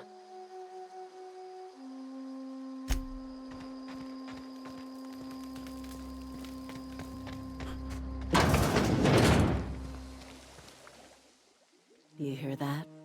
That low, pleasant hum of electricity? It whispers across the Vale like the winds of change. I would have paid my last 5 bits to see the look on Reed's face when the last lamp in town burnt out and the cannery fell to silence. Time's come to look toward the future. We'll grow, I expect. A lot of workers out there with no...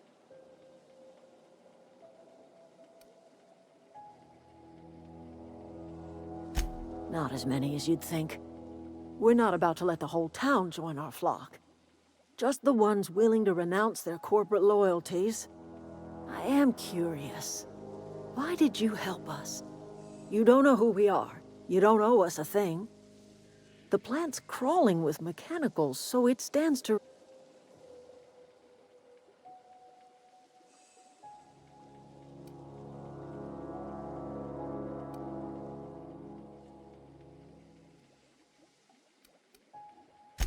You're not quite like anyone else I've met.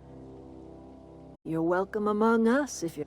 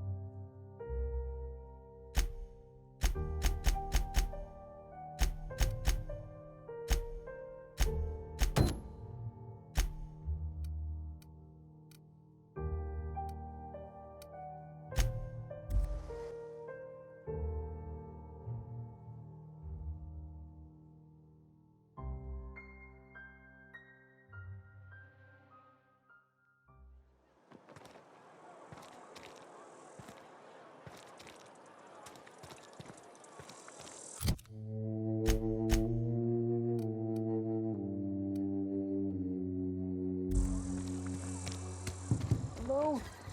Are you still there?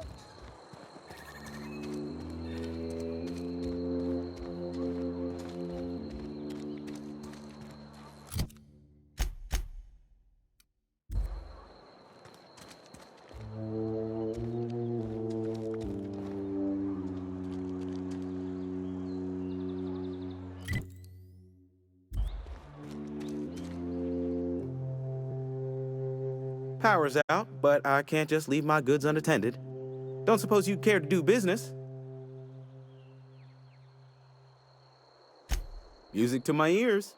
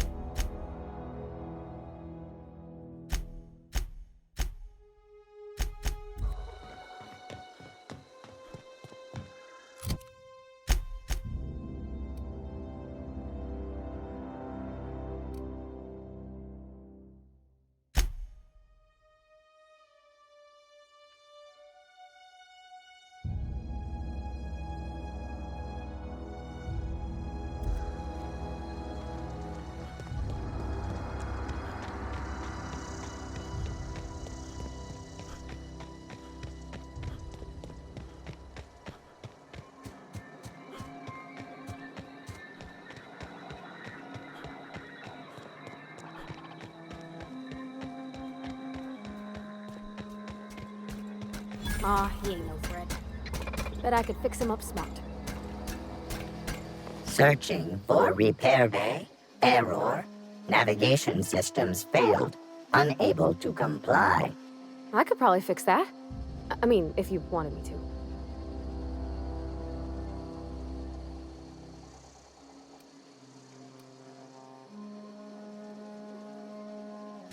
Take your time. You need help, just give a... Damage to navigation systems detected. Attempting to return to designated.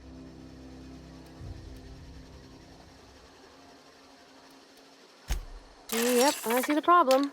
His nav mod got dislodged. Must have taken a tumble. Just gotta give it a good push and wait for the click. There we go. Jeremy's good as new. Well, new by Spacer's Choice standards anyhow. His name's Jeremy, by the by. Navigation systems operational. Optimal path toward repair bay detected. Initiating self-diagnostics.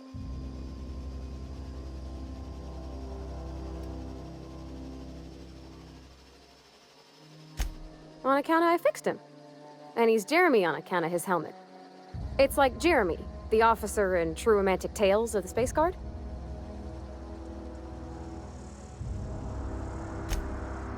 Surely. I make a... Be more careful out there, Jeremy. Self-diagnostics initiated. Please do not disturb.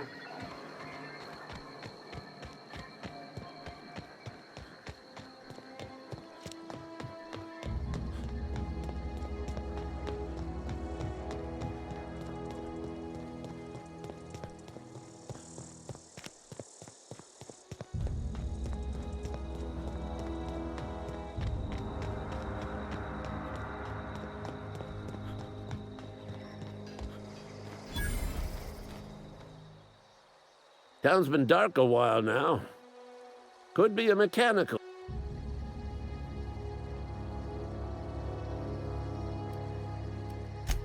You beat that scout to scrap with its own legs? You're a passing fair soldier, I will confess. But you are one, and the enemy is Legion. Cantina, lavatory, behind one of the toilets. Sharp, ain't it? The lavatory is the very last place a mechanical has. On the double so. Go on.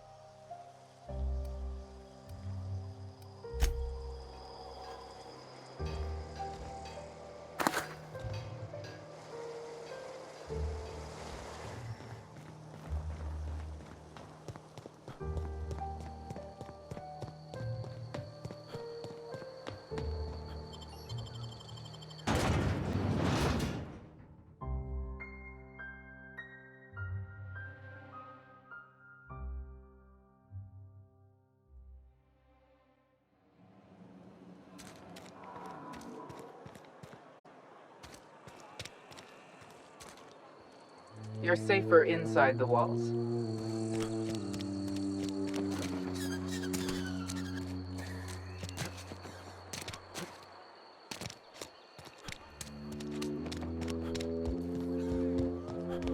You're not a big drinker, are you?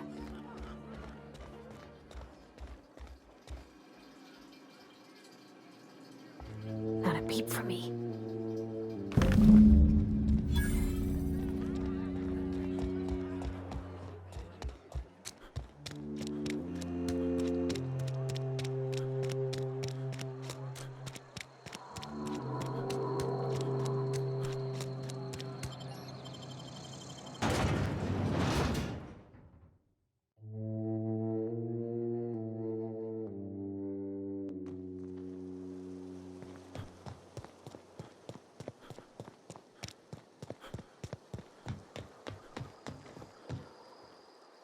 Town's been dark a while now. Could be a mechanic. Feast your eyes, soldier. This here is a genuine Spacer's Choice injury customizing unit. Designed to deliver. You ever want to see a mechanical flailing around? Time's come for you to journey down into the black heart of the enemy's camp. Unfortunately, the old plant lies outside. I've been after a passcode for years. I need you to get... There's the rub. If a mechanical breaks down, the logic module fries, so you can't rip one out of its corpse. Don't tell anyone, all right? I've got a contact. If you die...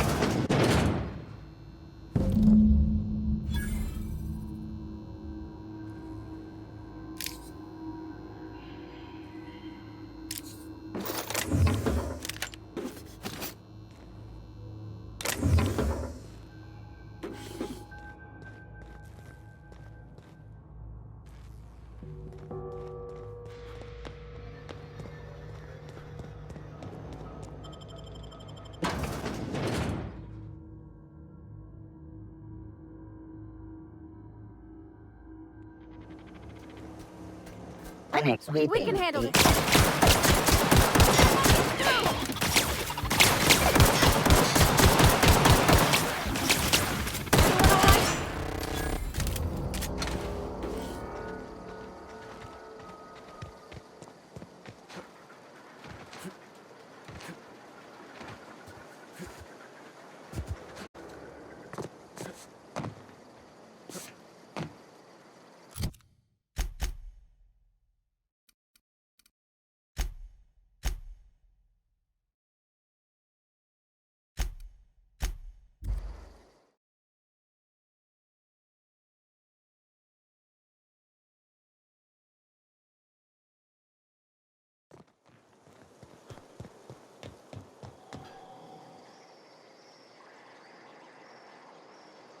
Town's been dark a while now.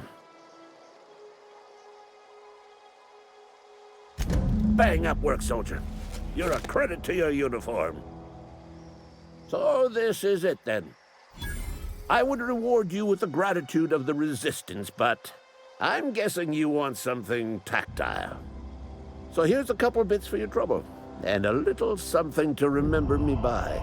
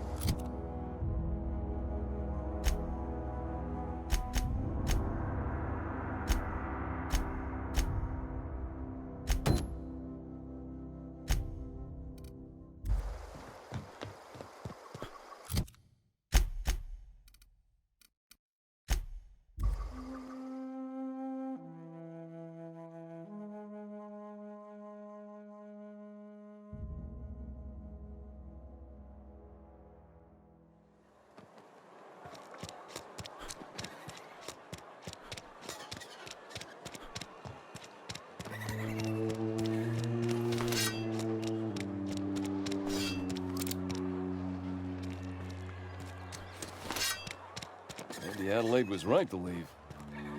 Desertion is a criminal offense, punishable by hard labor. Are we getting paid or not?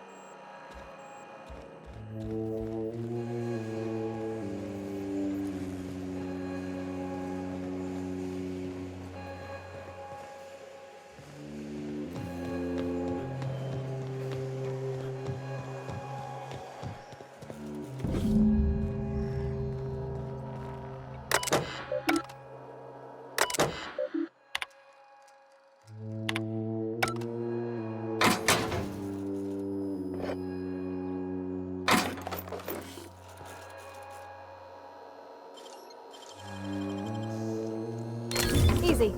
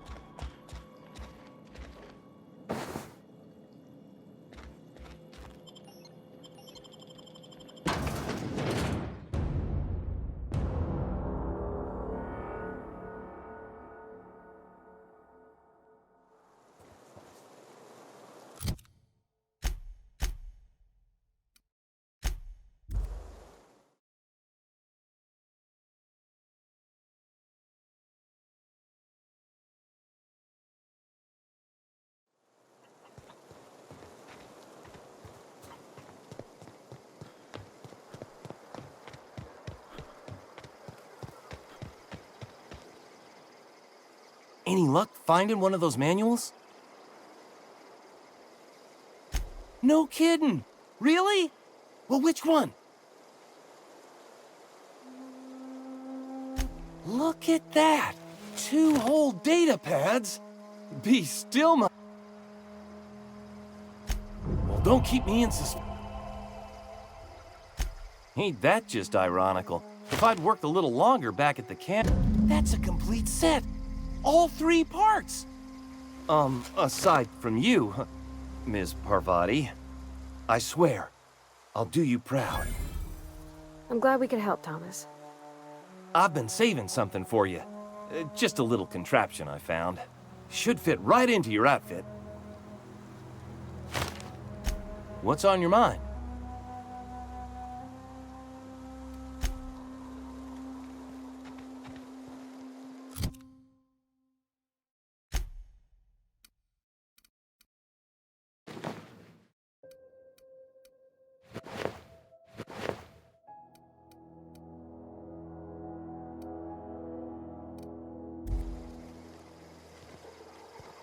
Where are we headed? In the bar? Sorry. I know it...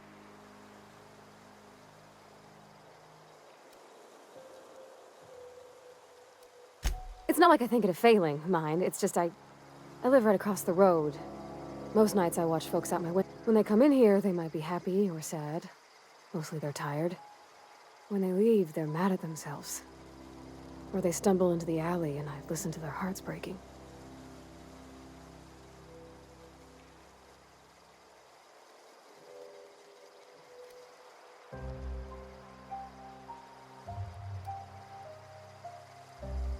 Maybe so, but we don't. Where are we headed?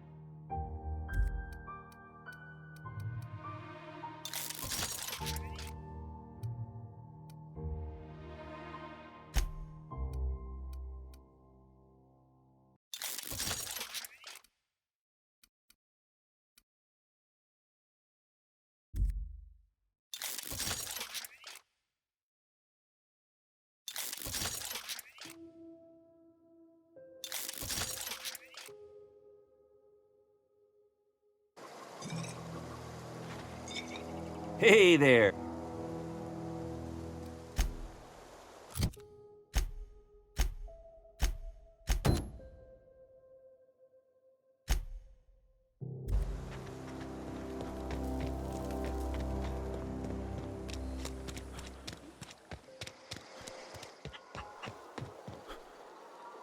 Fancy duds. Do the tubes get in your way?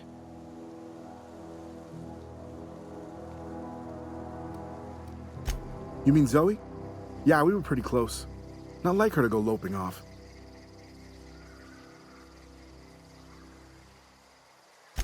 Zoe and I were gonna watch the serials, as is our custom. She never turned up. I looked around, but she was... You sound like some type of corporate fixer. Zoe was always obsessed with this serial. Masked Marketeer. A scion of Byzantium turns to banditry and teaches his marauder companions the... Shame she up and vanished when she did. The other day, I got my hands on a genuine copy of the latest Masked Marketeer. I was gonna surprise Zoe with it, but she was gone the next day. Can't say I recall Zoe ever acting strange. Well, except for her habit of writing things down on scraps of paper. She called it journaling, but I think it's just plain odd.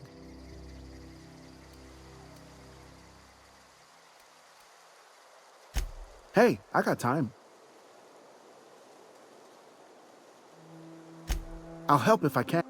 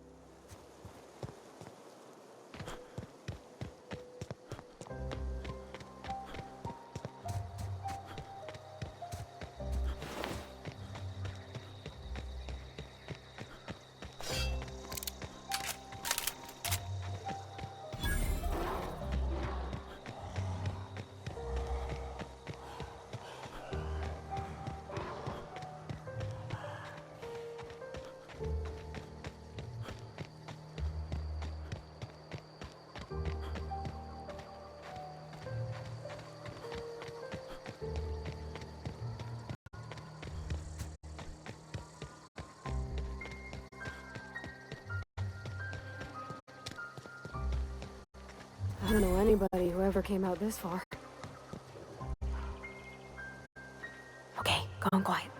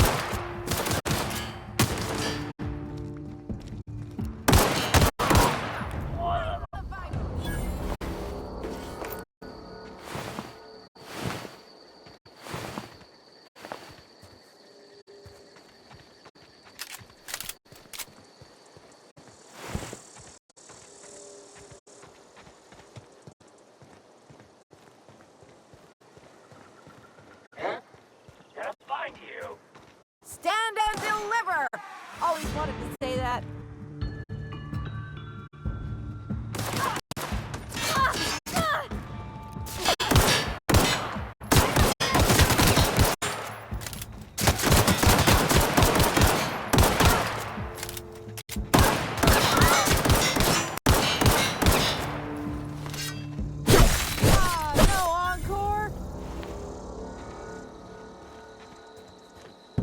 Wow, you crossed them all off, like some sort of heroic accountant running down a list.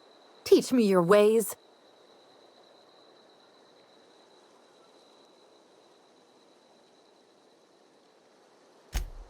What? You mean Adelaide's little congregation of nature-loving nobodies? I could not possibly be less interested in them. You, on the other hand, you were a sight to behold. If I had half your skills, I'd be the greatest outlaw the coast has ever seen.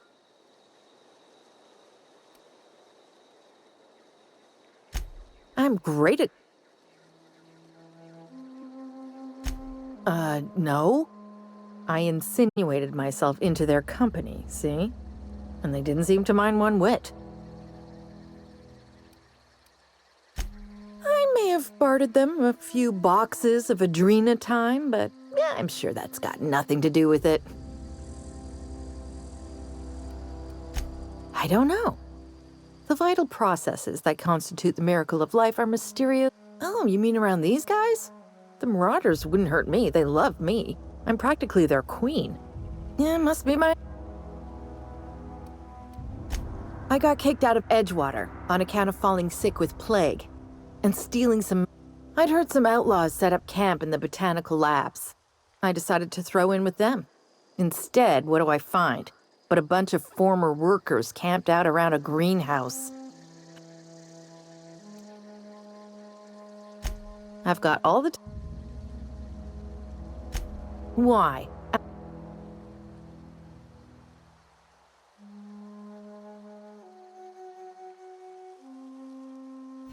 I doubt that. Nobody in that camp really cared about me.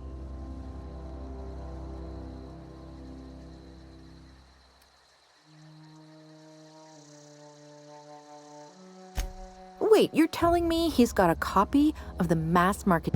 I'll take my stuff and head on back, I suppose. Grace is gonna be glaring knives at me.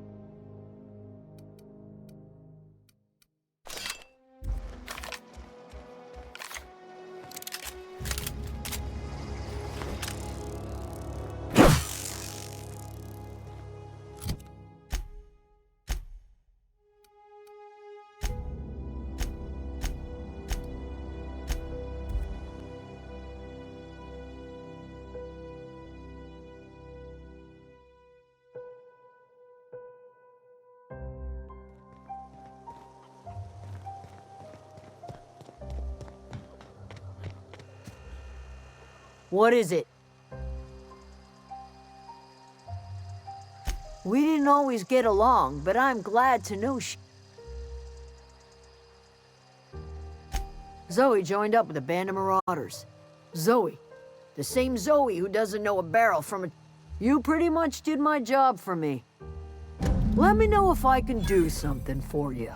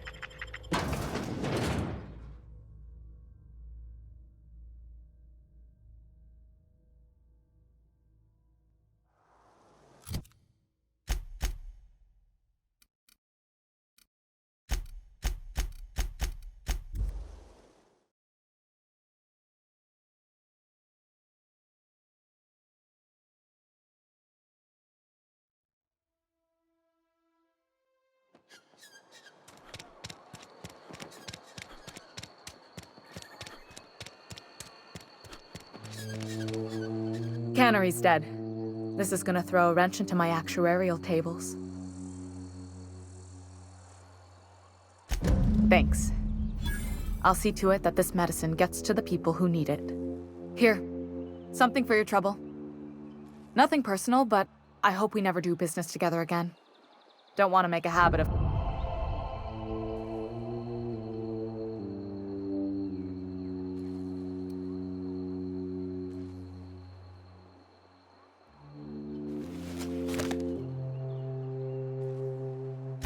You do have some cheek on you.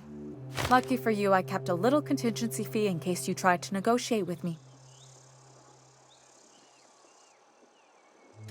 Somebody deserving. Silas on account of him being out in the cold. Amelia seeing how she... Oh, I'm an actuary. That means technically I'm employed by the...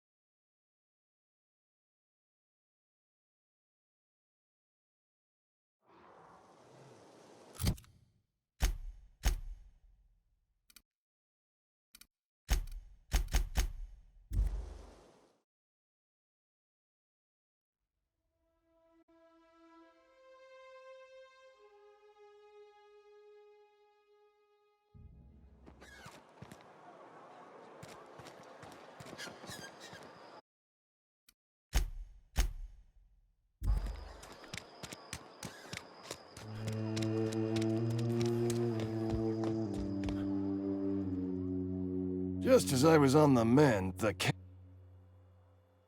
Let's see it. Don't...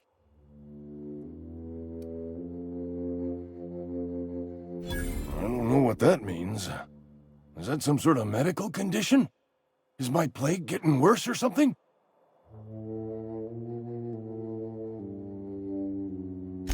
Sweet life-giving nostrum. The first hit's always the best. Scratched together all the bits I had around the domicile. It ain't as much as you deserve.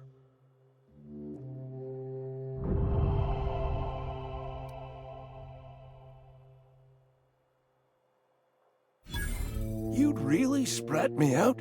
For what? A couple of extra bits? Here, take it then.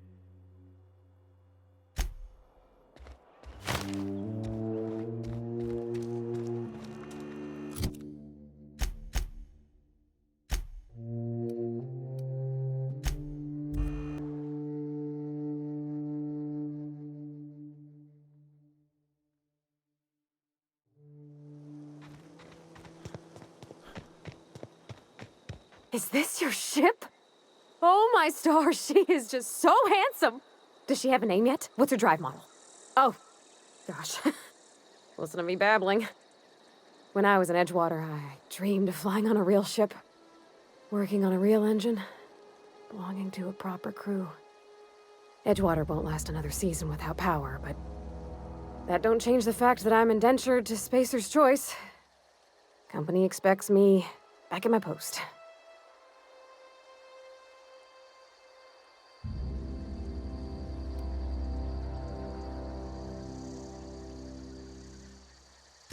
I've worked on the occasional supply coach in need of repairs. Once I built a little model craft out of spare parts, but Mr. Thompson found out and I had to take it apart. I want to ask you something, and you can say no, but can I come with you?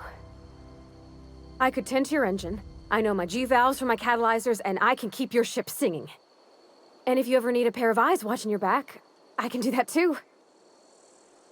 What do you think?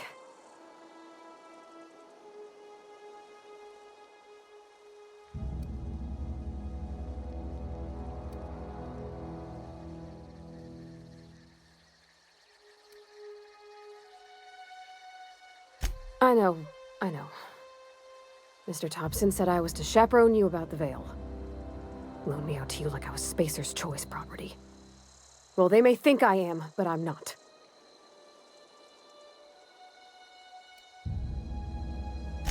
Yeah, I've been thinking about it. I had my misgivings about Miss McDevitt and the deserters, but You took pity on them and sent power to their garden even though you knew Mr. Thompson would hate you. All this time, you've been determined to get your regulator back, get your ship up and running, and cut it. Not much of an Edgewater left. My whole life's been small. I realized that when you walked into town. I've been seeing this, then I saw this ship. This gorgeous, stately lady. Yes! I mean, thanks, Captain. I can call you Captain now.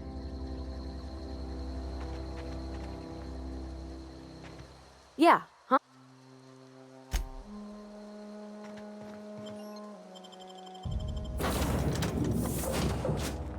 Well, I certainly am looking forward to flying on a ship named the Unreliable. I'll just head upstairs and claim a room. Captain, I have detected that the town of Edgewater is now without power. I appreciate you doing your... Okay. Do you know how to install a power regulator? Outstanding, Captain. Your aptitude for engineering will prove invaluable in the event of another catastrophic engine failure. Our engine room is located behind you.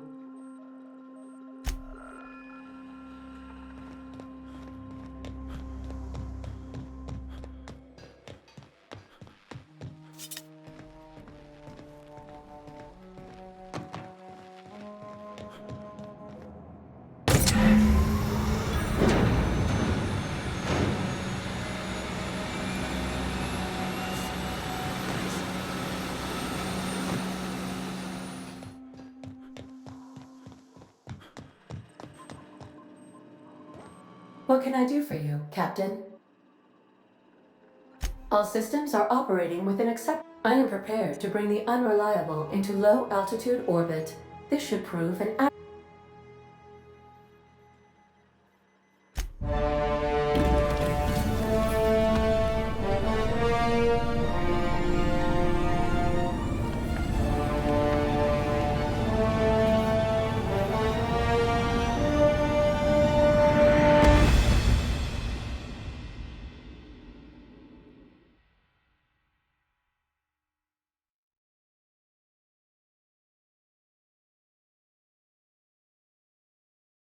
We have received a communication request from Dr. Phineas Wells.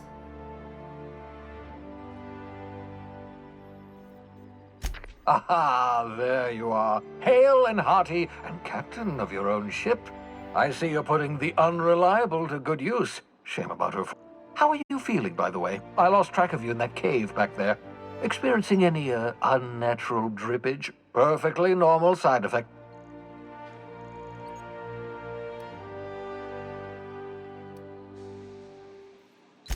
What you saw in Emerald Vale is happening all across the colony. Food shortages, lack of supplies, and basic necessities. We're dying. The chairman, the minister, and all their lackeys on the board.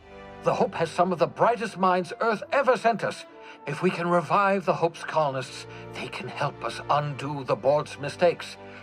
You need to get to Stellar Bay on Monarch. I have contacts there. They'll help me, help us, find the chemicals to revive your fellow colonists.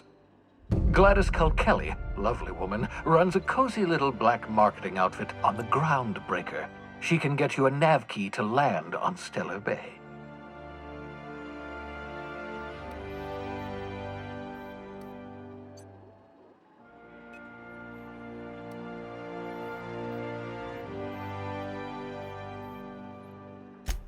Without a skip drive, good luck. You'll be dead before you make it to the nearest. Look, none of us are... Excellent. I'll send her a wireless. By the way, I gave Captain Hawthorne a disguise apparatus of my own design. Cutting edge. I call it the Holographic Shroud. I'm sure it will prove remarkably useful to you. You'll find it... Excellent. I'll contact you once you've found a way to get to Stellar Bay. If you have any... And remember, don't trust the board.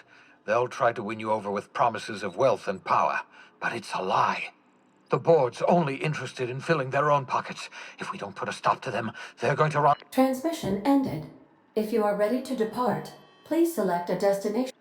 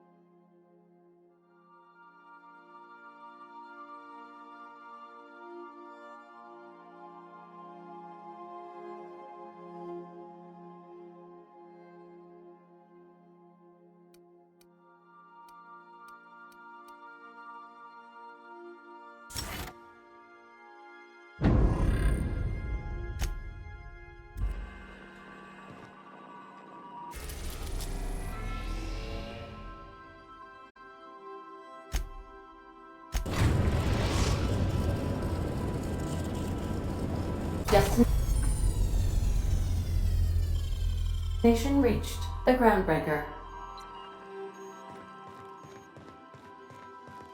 Can we talk? Hey, Captain. I heard that Groundbreaker's got a real good engineer. A lady named Junlei Tennyson?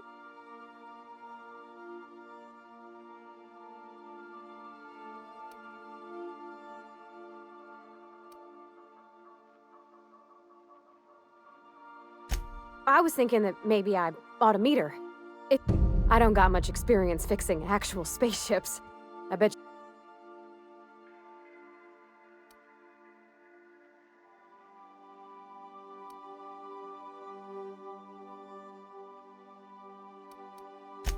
Thanks, Captain.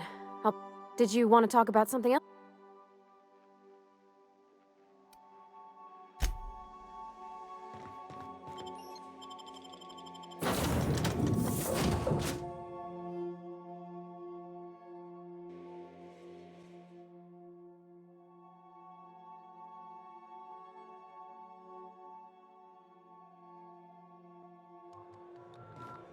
Captain.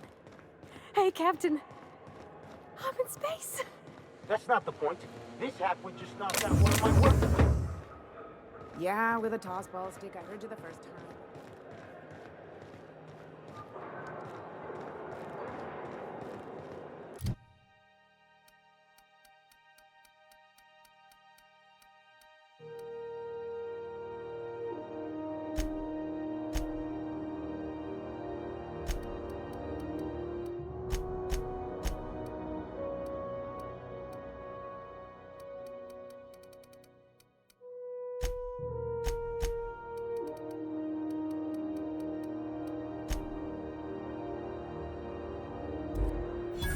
Customs and inspection, right this way.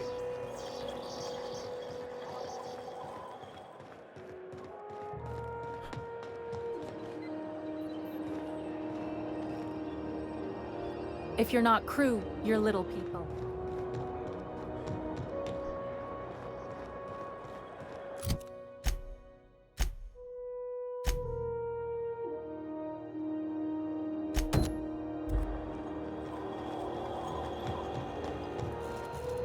Identification, please.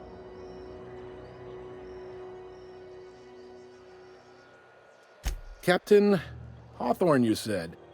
Let me apologize in advance. I'm about to ruin your day. According to your ship's record, you've been flagged by the board. Your ship will be impounded until such a time... But we've hardly been out of Edgewater long enough to get in... Now, hold on. This isn't the end of the world. Probably.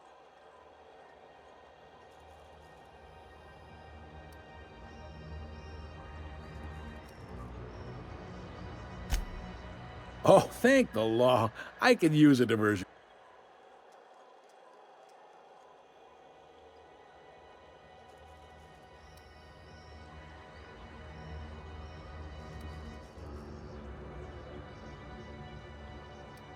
Please, you can do better than that. I like where this is headed. What happened to this,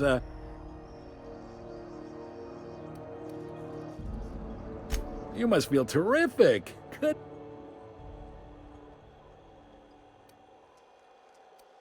not in the least. Good story. Not stuck, per se. You could always throw yourself out the airlock. Of course, then you'd find yourself with an exciting new problem.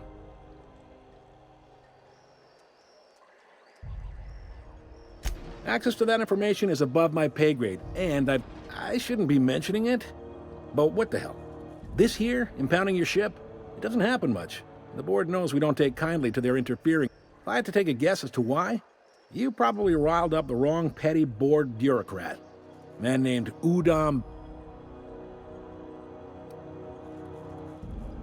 You take the starch out of him, well, you won't hear any complaints from me. Oh, and if you're headed that way, would you mind doing me a favor? Wanda Dorset over in sickbay, tell her the shipment's not in yet. It's not coming in anytime soon, and if she'd be so obliged to get off my... Much... Is there anything else I can help you? The fence. You'll find her in the rest and go, on your left when you enter the promenade. Make sure you bring...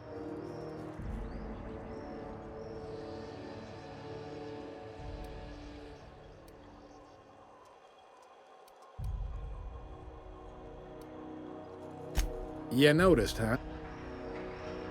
What can I say? We're passionate folks, and the board can't abide that independent spirit. All their folks are... Sounds like, yeah, they got... We put... The board wouldn't do that. It's a tough line to walk, no doubt about that. Sure thing. Be seeing you.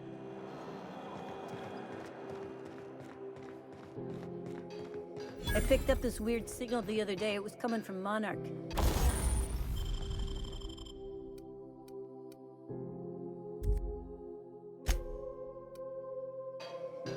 Here we go again. No one lives on Monarch. It's a wasteland. You were hearing things. This is Halcyon News. We interrupt your regularly scheduled advertisement for the following story.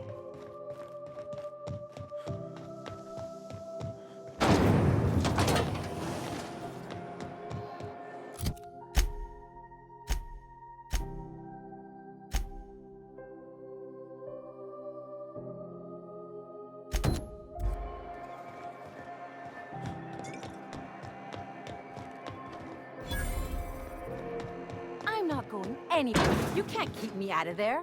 Please don't make a scene, Dr. Fay. Can't say I've seen you before. I take it you're a freighter captain? If you're here to better yourself, you'll have to wait. We're having a spot of trouble with our...